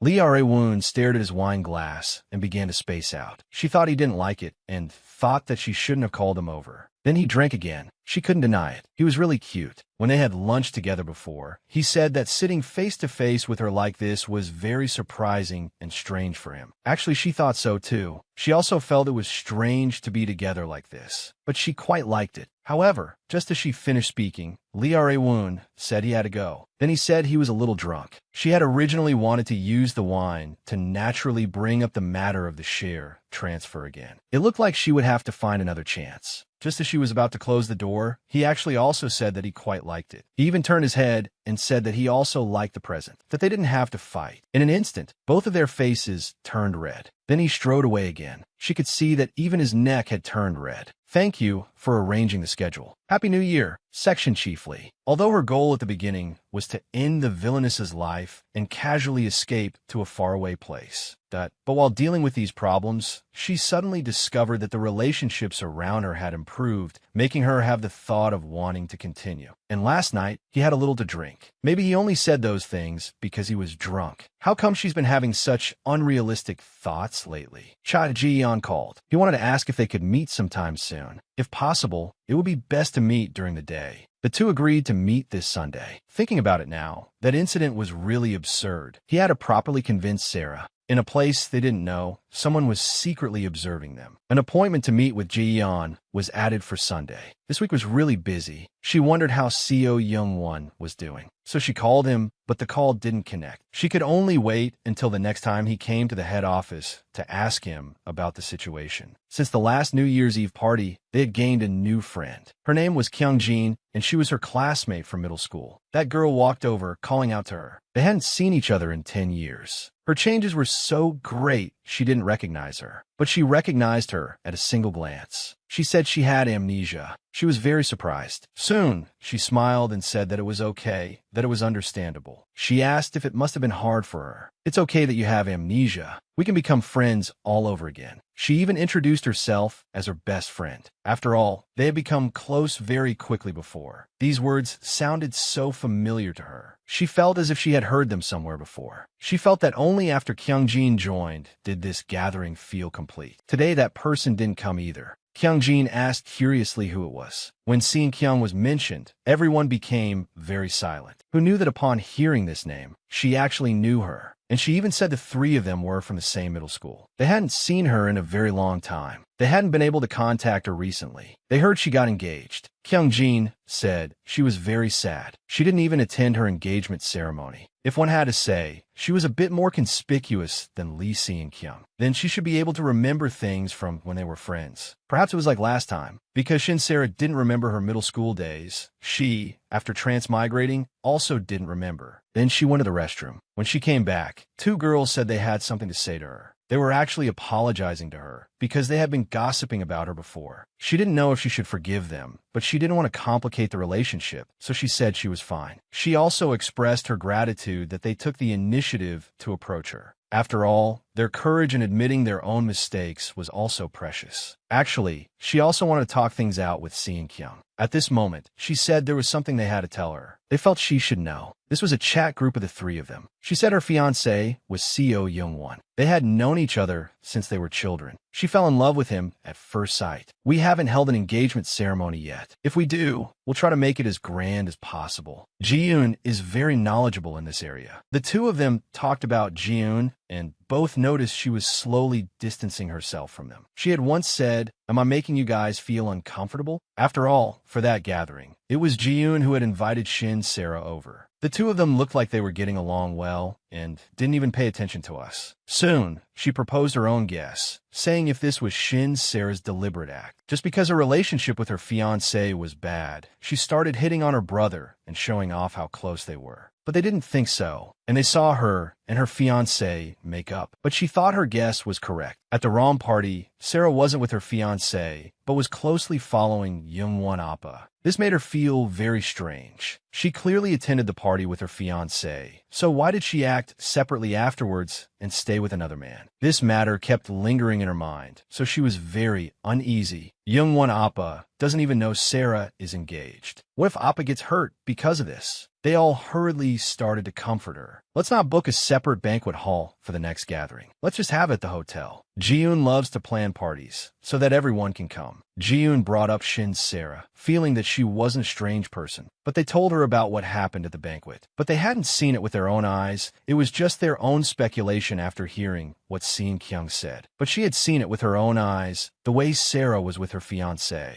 The two of them were not, as the rumors said, but that their relationship was terrible. On the contrary, they were still very polite to each other. And in her opinion, Lee Shin Kyung was the one with the problem. She seemed more intent on provoking Sarah's fiancé. She was worried that they would misunderstand Sarah just by believing Shin Kyung's one-sided story. However, at that moment, they actually saw Shin Sarah and Seo Young-won outside. They were actually together. This incident made them distrust Shin Sarah even more. They planned to tell Lee Shin Kyung about this, but she felt this was Shin Sarah's private life, and she believed Shin Sarah. Because of their different opinions, she left directly. Lee Shin Kyung kept making them monitor Shin Sarah, and if they didn't reply to her messages, she would call them directly. After that, they couldn't take it anymore. She was also very surprised after reading it. Although she was very grateful that they apologized to her, she really didn't know how to get along with them in the future. On one hand, she felt it was fortunate that she found out what Lee Shin Kyung was like. But on the other hand, she felt even more mentally exhausted after knowing. While she was a loss, Kyung Jin ran over and hugged her, wanting to go on a date with her. The two of them sat together. She chatted with her about their middle school days and what their relationship was like. Although in front of everyone, she said the three of them were classmates, but she seemed to have been in the same school with them for less than a month. She transferred in the first semester of the third year. She attended for about a month. After that, she didn't come to school anymore. But only when the two of them were alone would she say that Lee Shin Kyung was really a psycho, a particularly annoying psycho. In middle school, Shin Sarah and Lee Ra-woon were playing together. That was their first meeting. She listened to her parents and came to greet them. Kyung Jin's self-introduction was always that she was Shin Sarah's best friend. But Lee Shin Kyung never even gave her a proper look. She only chatted with Shin Sarah alone. That transfer student is super clueless. We were talking, and she suddenly cut in. And she's always putting on airs. But she's like that even in front of the teachers. No one asked her, but she suddenly said she was the daughter of the ROM group's chairman. And when Shin Sarah was playing with friends,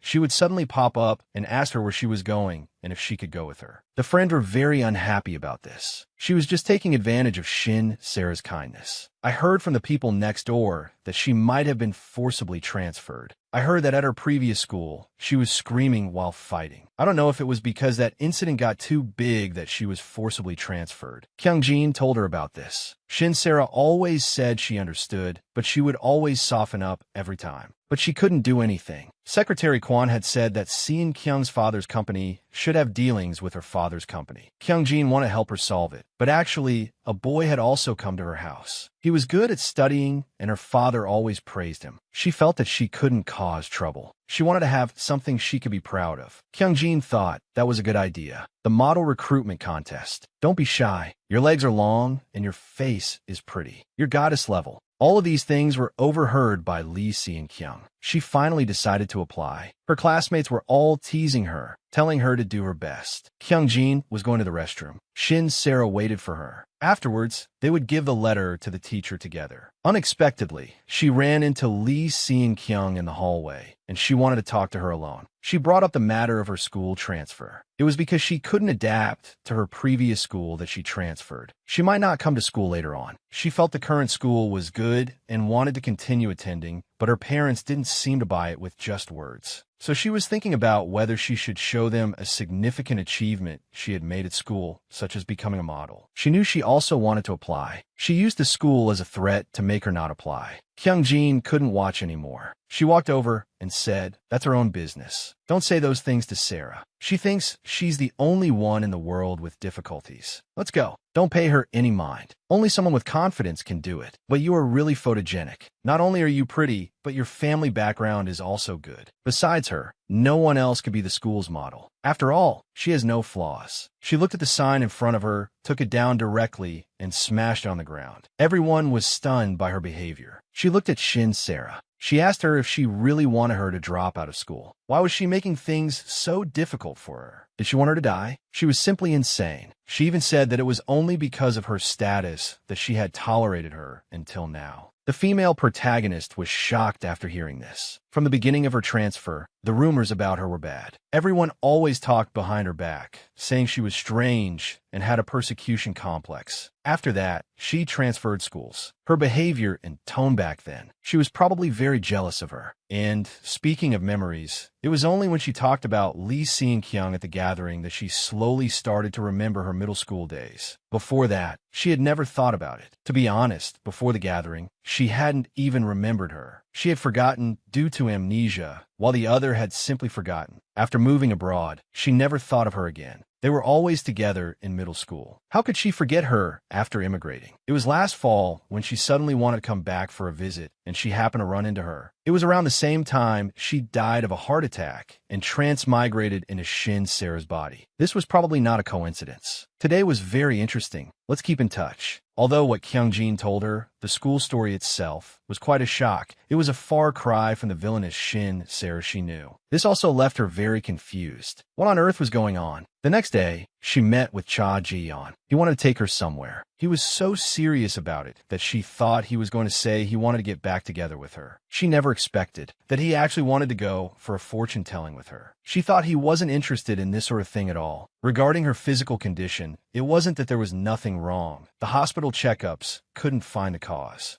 Seeing how knowledgeable the passers-by were about their fortune-telling, he knew he had come to the right place. Just as she was about to ring the doorbell, the old grandmother opened the door and said she had come to the right place. Seeing the familiar face, the female protagonist asked Cha Ji-yeon what was going on. He said the old lady wanted to take a closer look at her. The inside of the house was just like a normal home. It was a bit different for what she had imagined. The old grandmother said directly that she was possessed and cursed. The first time she saw her on the street, she thought she was an unusual girl, born with a baleful aura. She barely managed to save her life. But on second look, her fate didn't have that much misfortune. Someone was deliberately trying to kill her. It was thanks to her strong chi that she was able to live until now. She didn't feel that her luck was much worse than others, getting seriously injured over small things, or falling ill for unknown reasons. What she said was all true. Should she believe this? She was truly thrown into confusion. Seeing her pained look, Cha Ji-yeon asked for a solution. Suddenly, the old grandmother had a theory. She told them to wait while she wrote a talisman for her. Put in a pouch. Carry it with you and don't lose it. There, put in here and seal it. I was originally going to perform a salvation ritual, but let's just treat this as an exorcism for now. If anything happens, she must come find her again. Watching her leave, the old grandmother spoke with Cha Ji-yeon asking if this wasn't what he wanted, and about what she said before. At first, she thought it was a spirit possession, but looking again, it didn't seem like it. She told him to ask for himself. Although she didn't know if that soul was a living spirit or a deity, it was thanks to it that she was saved from disaster, so it couldn't be dealt with rashly. Finally, he came out and left with the female protagonist. So, should we go for lunch now? It'd be a shame to leave right away after coming all this way. He was told to ask the person who looked like Shin Sarah who she was. What really happened to Shin Sarah? Teacher Choi is going back to his hometown tomorrow. The young master is fine. We've called someone else to take care of him. Don't worry about it. Get some good rest before you come back. The young master doesn't seem to be taking his medicine regularly. His sleep schedule has been very erratic lately. He will definitely do as told. After returning to the country, he seemed to be doing fine for the first few months. His phone lit up. He saw it was a call from Lee Si-kyung. He threw a water glass directly at it, but the phone screen didn't break. His mother came over and asked what was wrong. She would clean up. On the other end of the line, Lee Si-kyung kept calling, but Seo Young-won didn't answer. But she would salvage all of this. She believed her brother would understand. Today, he planned to stay home as well. His mother wanted to have lunch with him, but he didn't react at all from beginning to end. At this moment, she noticed the phone on the floor flashing. She picked it up and saw that Lee Si-kyung had called him many times, but he hadn't answered any of them. Then he came over and took the phone. He found it troublesome and was thinking of throwing it away. Although it looked fine, it was actually broken. As he said this, he asked his mother to pour him a glass of water and started looking through the chat history. He was surprised to find that Shin Sarah had called him. On the road, someone was rushing over. The person on the hospital bed had been waiting for him for a long time. The surgery date has been set. Although it's a bit early, since it's come to this, proceed as we discussed before. Prepare for the handover of the chairman position.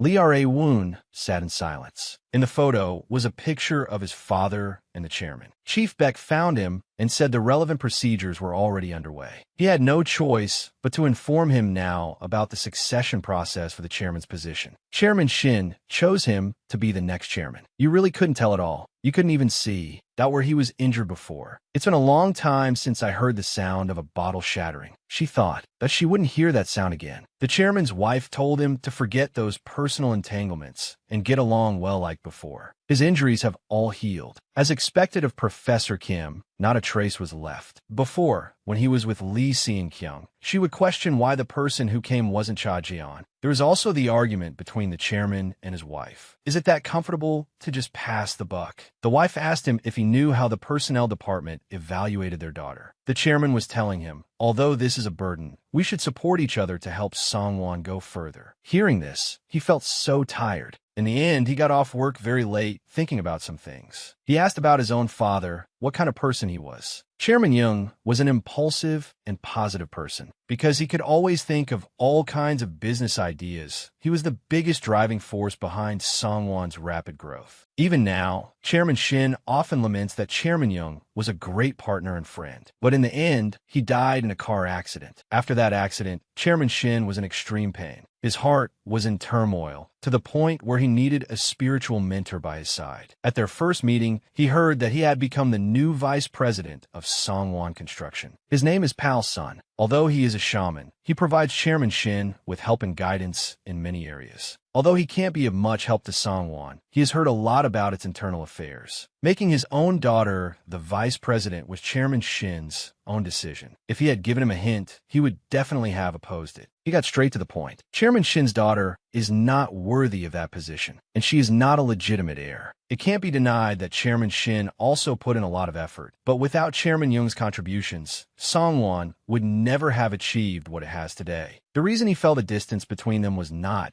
because he couldn't get their approval. It was because he was more qualified than anyone to sit in the heir's position. That's why he was being ostracized by them. However, Chairman Shin has a gentle nature. Perhaps he would be willing to let the son of his respected business partner and close friend take the heir's position. But his daughter and wife didn't think so. Not only did they not show any warmth to their benefactor's son, they even wanted to snatch away that what was rightfully his. If he came to find him again in the future, he would share some very good intelligence with him, a secret that could defeat Vice President Shin Sarah. No matter what he did, his life didn't change. Chairman Shin took him in, when he was all alone. He was very grateful to him and always felt apologetic. But he felt that his current life was no different from the suffocating days before. How could someone like her become the vice president? He wouldn't hand Songwon over to her so easily. As long as he could bring Shin Sarah down. As long as he could get that information from Pal Sun. Shin Sarah would never be able to recover. But that night, he saw Shin Sarah going out. He went straight up to stop her. Can't you just stay put? Is it that hard to live quietly? He didn't expect her to bump right into him, say she would leave this house, and tell him to stop meddling in her affairs. And then she fainted right in front of him. Her pulse was very weak. This reminded him of his deceased mother. Although his mother was not good to him, he still wanted to live with his mom. He started working part-time to make life better for his family. Actually, he didn't want to have a life-or-death relationship with Shin Sarah. He picked up Shin Sarah and put her in a room. He was sorry that he couldn't handle this position. He didn't want to fight with Shin Sarah anymore. But there was a reason why the chairman was in such a hurry to make a decision. He hoped you would understand. The procedures will proceed as planned. The secretary's office has already been notified. He didn't expect to see Shin Sarah in the underground garage. She didn't expect to get off work so late. Maybe I shouldn't have had Driver Park come out and wait so early. However, at this moment, someone suddenly grabbed her,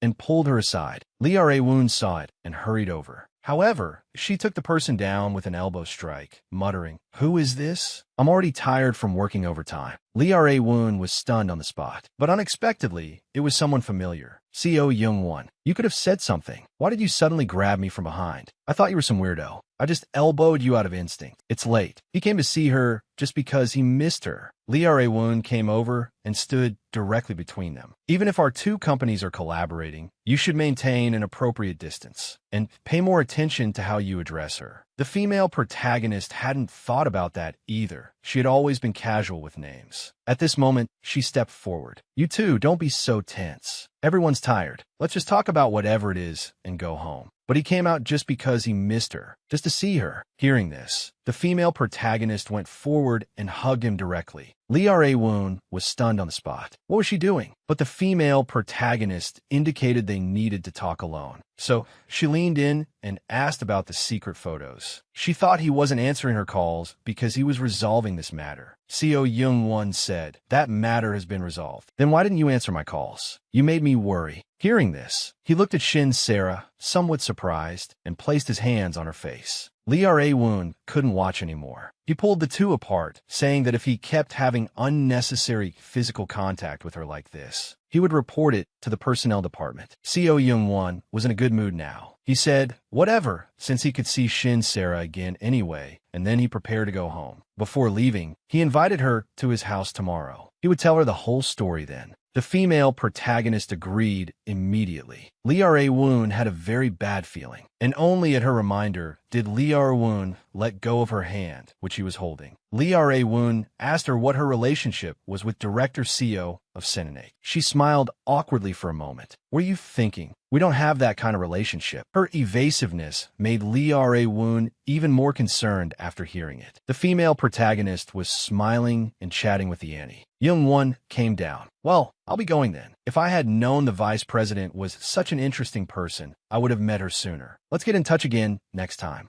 Co Young-won was a little surprised to see this. What did she talk about that made his mother so happy? After hearing the whole story, she finally knew that the one who took her pictures was Lee Seon-kyung. It was her again. She found out something at the party. That time they went out to eat together, Lee Seon-kyung showed up too. The more she thought about it, the more her head ached. At that time, she really thought he and Lee Seon-kyung were engaged, and that she was the one getting in their way. She even went to Lee Seon-kyung to apologize. At the time, she said she understood everything, but it turned out she hired someone to follow her behind her back. Looking at Lee Seon-kyung, she had a feeling she wouldn't let this go. Co Young-won showed her his phone. So many calls. She felt she should call the police. This is simply harassment. So that's why. That's why you didn't get my call. And I can't report it to the police. After all, she's Chairman Lee's daughter. But the female protagonist thought, so what? It doesn't matter whose daughter she is. Wrong is wrong. He sometimes felt that she was not of this world. Actually, even if I block her, she'll still find my mom. and he didn't want to trouble his mom anymore. She had already invested all her time, money, and effort in him. It seemed it was all in vain. He was sick. Sometimes he would feel completely drained, not wanting to move at all, unable to even get out of bed. Other times, he couldn't control his inner impulses, swallowing a dozen pills at once, or even wanting to crash his car into something. He was receiving counseling and cooperating with treatment, but he felt he wasn't getting any better at all. Hearing this, she talked about what she had learned from her experiences over the past few months. A person she thought was neurotic and only knew how to get angry was actually someone who worked especially hard behind the scenes.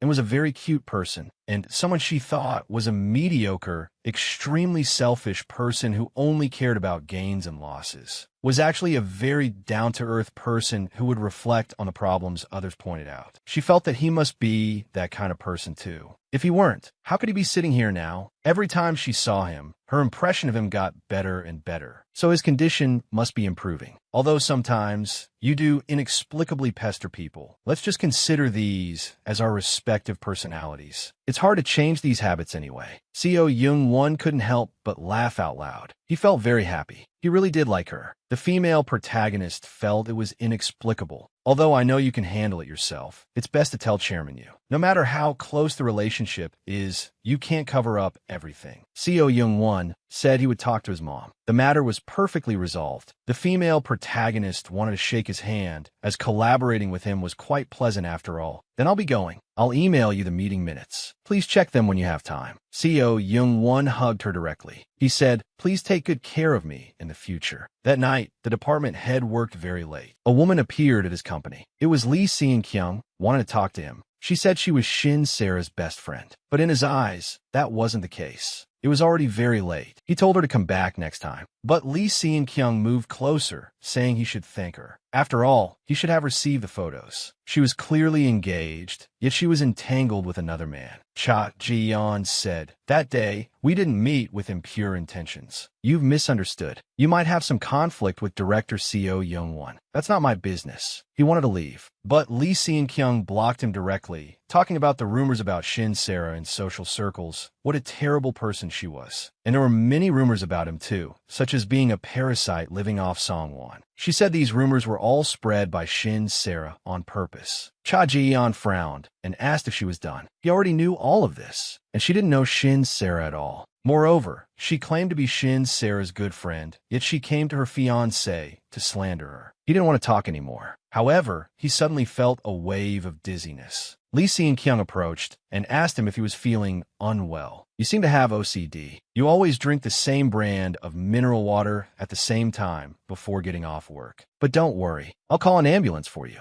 By the time you wake up, everything will probably be over." Her scheme had succeeded, and all of this was photographed. While the female protagonist was sleeping, her phone rang. Chairman Beck had an urgent matter to inform her about. He asked her to check a file. It was a scandal about Cha Ji-yeon and Lee Seon-kyung. The original reports had already been taken down. They were also working with Jung-gang to handle the follow-up reports. It's Lee Seon-kyung. Everyone in the team was expressing concern. They were all saying that Lumit's successful bid should perhaps be reconsidered. Things had become complicated. The trust she had worked so hard to build was now precarious because of one scandal. If this continues, not only will Lumit's bid be affected, but the people who support her will also be implicated. She could only contact team leader Kong. She had also just received the news that Cha Jae-yeon was sent to the emergency room last night. Just as she hung up, Lee Seon-kyung called her. Her first words were to ask if she had seen the report. She felt that she was the one who provoked her first. She was the one who clearly promised her not to see Young-won Appa again, but broke her promise. She was just giving her a taste of her own medicine. Lee Seon-kyung said that she and Cha Jae-yeon were getting along very well. But the female protagonist didn't believe it at all. The photo looked fake at first glance. Lee Seon-kyung not only secretly photographed others and damaged their reputation, she even drugged someone and sent a perfectly fine person to the hospital. She felt that everything she did was to protect Seo Young-won. She didn't think she was a bad person. She didn't think she did anything wrong. She said she only had Young-won Appa and that she would die if she didn't do this. She even wanted Shin Sarah to help her, or else she would die. The female protagonist simply couldn't communicate with her and hung up the phone directly. Thinking about recent events, she suddenly realized her nose was bleeding. And it was seen by Lee Ra-woon, who had just walked in. The female protagonist asked why he was here. It must be because of the report. She didn't expect him to be willing to help her, but she couldn't let him get involved in this matter. This crisis became such a big problem when the scandal broke out because she insisted on supporting Lumit. This was a problem that started with her, and it should be solved by her. Lee Ra-woon still felt that she didn't need to bear the responsibility, but she said directly that she needed to. After all, she was the one who orchestrated the internal whistleblowing incident at Ellis. She had done many wrong things. Lee Ra-woon's expression turned sad. Actually, he had known for a long time, thought that she was the one who did these things, but he was still willing to help her. At first, he was only suspicious. After all, the internal whistleblowing happened right during the bidding period. So that day, he had originally wanted to confirm the truth with her at home. But at that time, she had an expression that showed she knew exactly what he was going to ask, which confirmed that she did it. That deal I mentioned before, are you still interested? I transfer a part of Songwon's shares to you, and you don't interfere with Limit's bid. Since things have come to this, I'll be frank. I've broken off my engagement with Ji-yeon. Verbally at least. Lee Ra-woon was very surprised. The official news won't be released for a long time, but we signed a written contract. The agreed condition is to let Lumit win the bid. Lee Ra-woon was shocked. She was helping department head Cha Ji-yeon not because he was her fiancé, but because she wanted to break off the engagement with him. The female protagonist said, "Yes. Does that seem foolish to you?" He just felt that he was the most foolish one. Anyway, the priority now is to contact Ji-yeon quickly and understand the situation. Since your goal is to break the engagement, why not take this opportunity to push the blame onto him? Isn't it perfect? If it were really just Ji-yeon's pure fault, that would be one thing. But I think in this matter, he is likely the unilateral victim. She continued the previous topic. Regarding the compensation for Ellis, I will definitely provide it, but don't get involved any further. Lee Ra-woon said he understood. Although it was just her intuition, she felt Lee Seon-kyung would continue to cause trouble after this. This time, even Ra-woon might not be an exception, so at the very least, he shouldn't get involved. After returning, she received a call from Cha Ji-yeon. She was just about to go to the hospital to see him. Cha Ji-yeon said he was fine and then got straight to the point. He felt that Lee Seon-kyung had come to his office,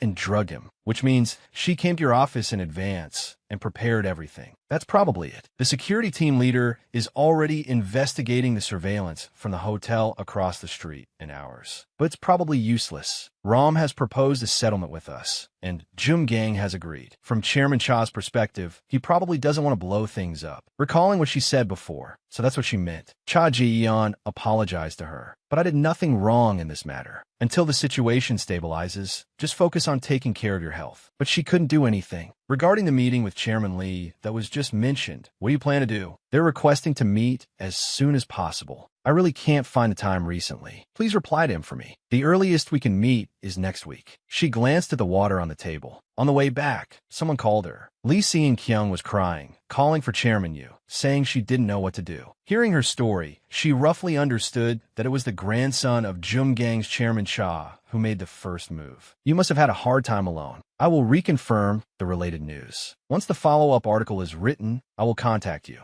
Teacher Pal-sun looked back at her, and she, shedding her pitiful demeanor from just now, said, "It's time to prepare the second round of news." Lee Seon-kyung was resting. While resting, her eyes widened. When he was a child attending a banquet, his older brothers went to greet the lady. They said they would bring him a piece of cake when they came back, telling him to wait here. In the distance, a little girl, with the gardener's permission, got a flower. That girl gave the flower to him. He accepted it. At this moment, Lee Seon-kyung came looking for him and saw the two of them getting along harmoniously. She looked at the garden beside them. The girl's face was scratched. The girl was rushed to the hospital. His brother asked him what happened, and he saw all of this. Lee Seon-kyung secretly threw something away. He saw all of this. His brother was on the phone. Because no one saw what exactly happened, it's not very clear. She was probably scratched by someone's jewelry. Seo Young-won was searching for something in the grass. He saw it. It was a shard of glass. The chaos ended. He stood alone in a corner of the banquet. Lee Seon-kyung came over and asked why he was alone. She brought up what happened at the banquet, saying that their friends at the banquet all suspected he did it. After all, he was sick and couldn't regulate his emotions. and the fact that he was sick was obviously told to them by her. Co Young-won understood. The blade was thrown away after she wiped it. The landscapers used knives near the flower beds. This evidence wasn't sufficient, and no one would believe him anyway. He could only say, "Don't do that kind of thing again. It's boring." But she smiled without admitting what she did, and she grabbed his arm, saying he was someone incapable of liking others. That girl was also hurt because of him. She wanted to stay by his side forever, and she would eliminate anyone else who appeared by his side. Later, she saw Shin Sarah and Co Young-won together, and Shin Sarah seemed to be the next victim.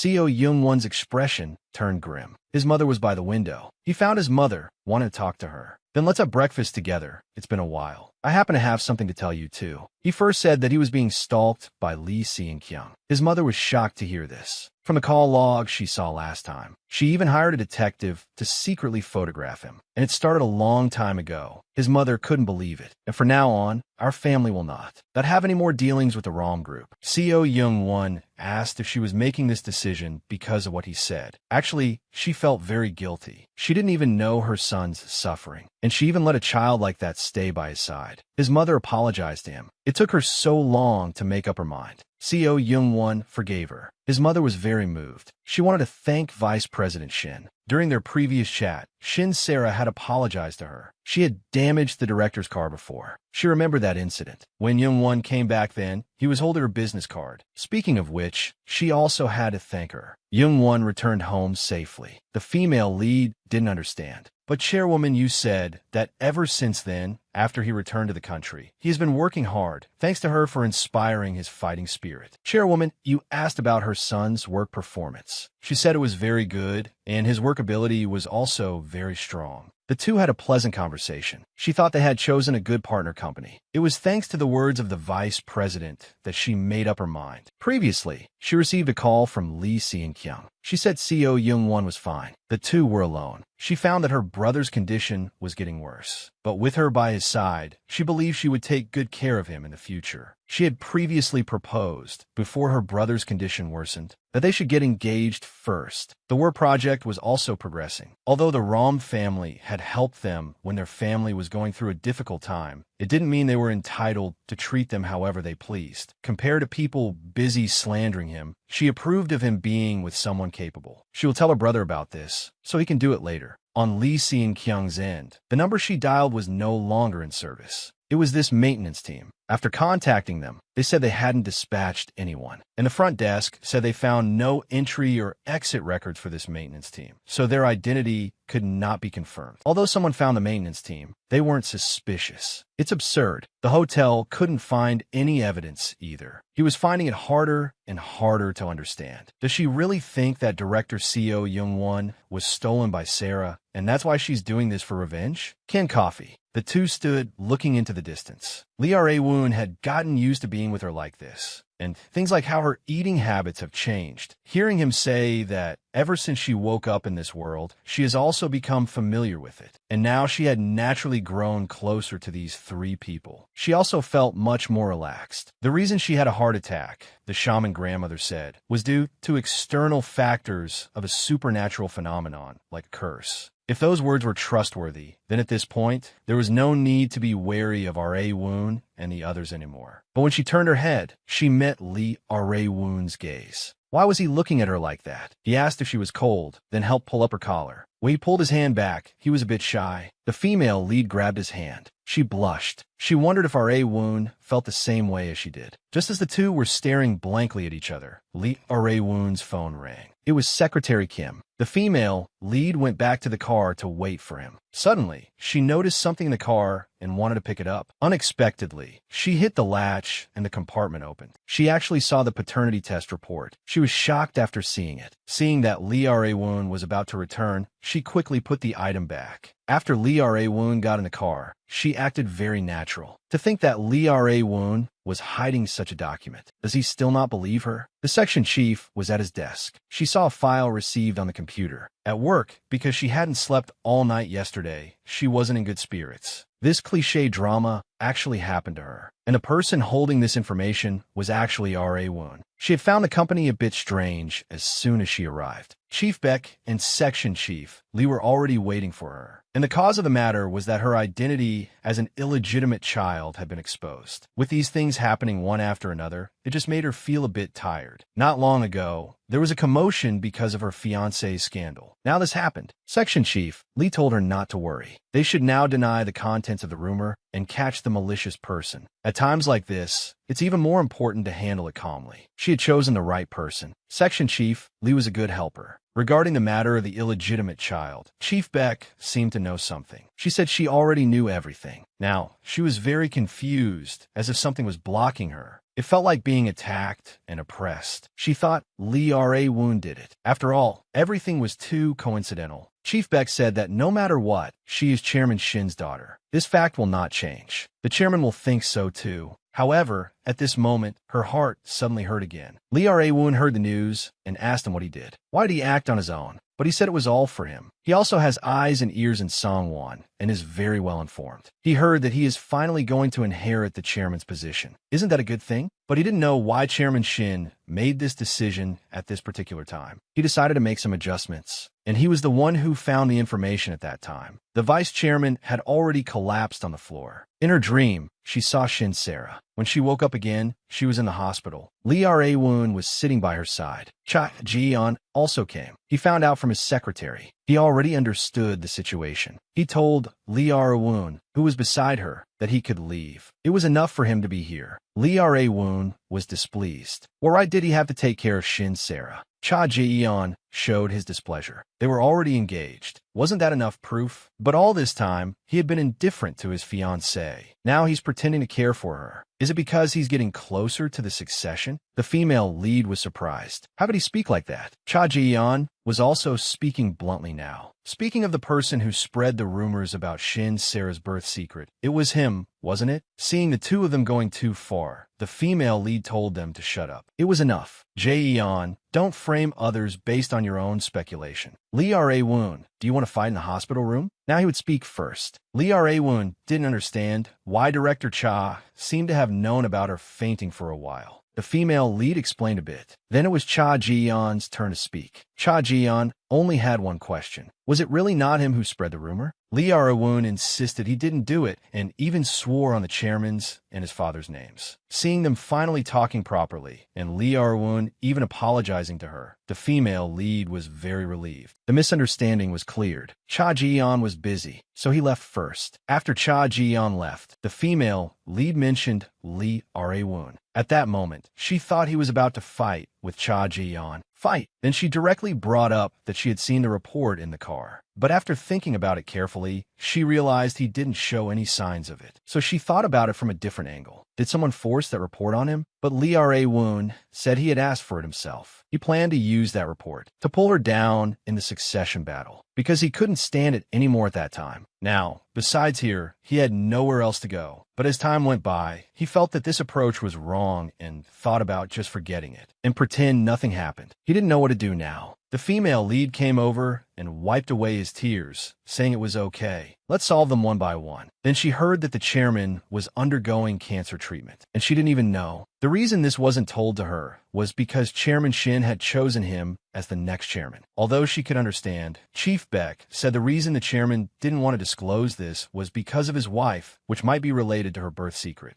She planned to leave the hospital. After all, she couldn't do anything here. But was he okay? Since he was so stressed that he cried, he might as well say everything. Not only was she not chosen as the successor, but her birth was also questioned. Now she even found out her father has cancer. How could she be so calm? Shin Sarah asked him if he was free tomorrow. She wanted to go somewhere. The shaman grandmother's house. As expected, before she could knock, the grandmother came out. She glanced at Shin Sarah and told her not to come in. First, she asked for the talisman. Did she touch it too often? It felt like it had become a bit tattered. The grandmother burned the paper. She told Shin Sarah to go in first. She wanted to talk to Lee Ra-woon alone. The female lead felt it was strange. He only came with her because he was worried about her, not because he knew something. The grandmother looked at him seriously for a moment, then let him in, and she glanced at the door, telling her to wait outside. This was already the third time she had fainted for the same reason, so she thought that compared to other things, she should first keep her promise to her. The talisman the grandmother gave her was to eliminate evil spirits and had nothing to do with her fainting. And this time she fainted because she was possessed. This time, she would write her a wish-granting talisman. Take it and overturn your own destiny first. As for this person next to you, who is he? Your previous fiancé has been replaced. However, she was momentarily stunned, not knowing how to introduce Lee Ra-woon. The grandmother told him to visit his father's grave once. Although she had never spoken to his father, she knew him, and she could also tell he had been to another shaman's house. She hoped he wouldn't go again. Whether it was to serve an evil god or to allow a false master to possess him, they all needed to extend their lives by devouring his energy. Then she'll go write the talisman and come back. Does he also get his fortune told? She thought he wasn't interested in this kind of thing. And the person who gave him the test report was Pal Sun. And the person who spread the rumors was also him. But she didn't remember it all. Pal Sun said that if you dig deeper, Songwon's shares should belong to Chairman Young, and his bloodline should be the rightful heir. He also told him that something like a test report would also be a blow to Chairman Shin, so he should act cautiously. But he still acted on his own. When the grandmother heard them mention Pal Sun, she seemed to know him. Regarding the talisman, she wanted to ask the grandmother how much it cost, but the grandmother gave a vague answer. She could only ask for the grandmother's contact information. The female lead left. The grandmother said towards the door, "Don't worry. I've already told him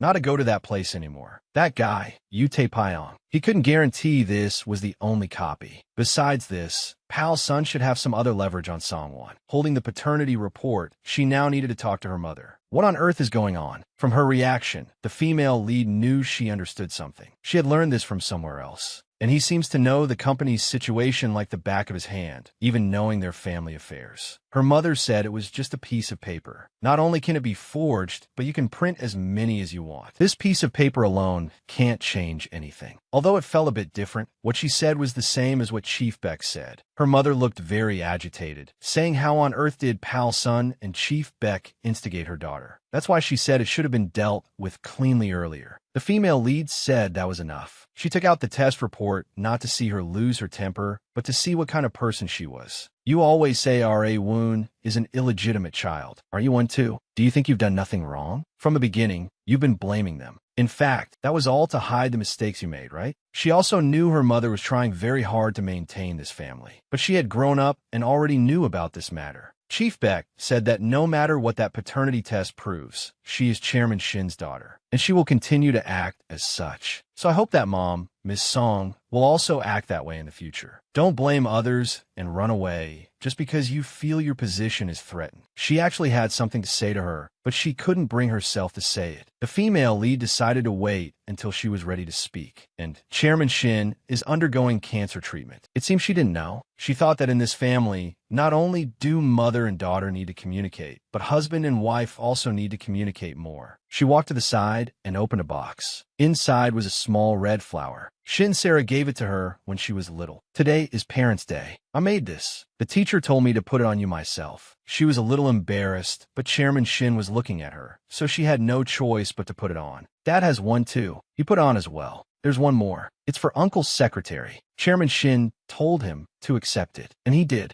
Returning at night, he placed a flower on top of a photo album, calling out brother. Really? At the cruise party? Her dad said this time he would reserve a separate VIP room for her to throw a party celebrating her return and to celebrate her birthday in advance. She could also bring her own friends. Maybe her friends were already among the guests. He sent her a copy of a list. She glanced at it and was a little surprised. Among the guest list were her middle school classmates. At this moment, someone called her, saying they wanted to meet. I miss her too. I'll go pick her up. She was about to leave. Can I drive your car, sis? I'll drive it carefully. I'll park it in our shop's parking lot when I'm done. I'm going on a date with my first love. They finally met, and she was very happy. The person she met was Shin Sarah. They decided to wander around first. She happened to have driven. Sarah, I haven't seen you in a while. Why you seem so preoccupied? A lot has happened recently. I wanted to discuss something with you. It's about Lee Seon-kyung. After hearing what she said, Kyung-jin just thought Lee Seon-kyung was truly speechless. And it wasn't even resolved yet. This was really frustrating. So I want to make it so she can never do this kind of thing again. After all, she's not just any crazy person. Kyung-jin, however, thought of a way, but didn't know if she would support it. Soon, her uncle's company is hosting a cruise party as a merger commemoration event. She's on the list. It seems even if she ignored the party hosted by Jiyoon, she wouldn't miss the chance to show up at an event like this. You just have to say the word. On Lee Seon-kyung's end, her parents planned to talk to her. Chairwoman, you called. But she said there were no problems between her and Seo Young-won. Her parents asked what she had done. Did she know how much they spent to settle the matter of messing with the Jumgang Group's grandson? A notice came from Chairwoman Yu's side, saying they were terminating their partnership. He heard she had given his son a hard time, but she shouted and questioned, "What did I do?" Her parents were shocked by her state and told her not to get agitated. They told her not to go out recently, but she refused. This period was very important to her. Just wait a little longer. My teacher, and I will handle it. Back in her room, she still couldn't get through to Seo Young-won. She thought about becoming Shin, Sarah's friend instead. Please take the people on this list to the VIP room. It's so great that she could come. Have fun. Welcome, Miss Lee Seon-kyung. He then led her to the VIP room as instructed. The preparations are all complete. Just do as you usually do. Rien sera réputation. Make her isolated like before. A friend smiled and spoke to her, saying they hadn't seen each other in a long time.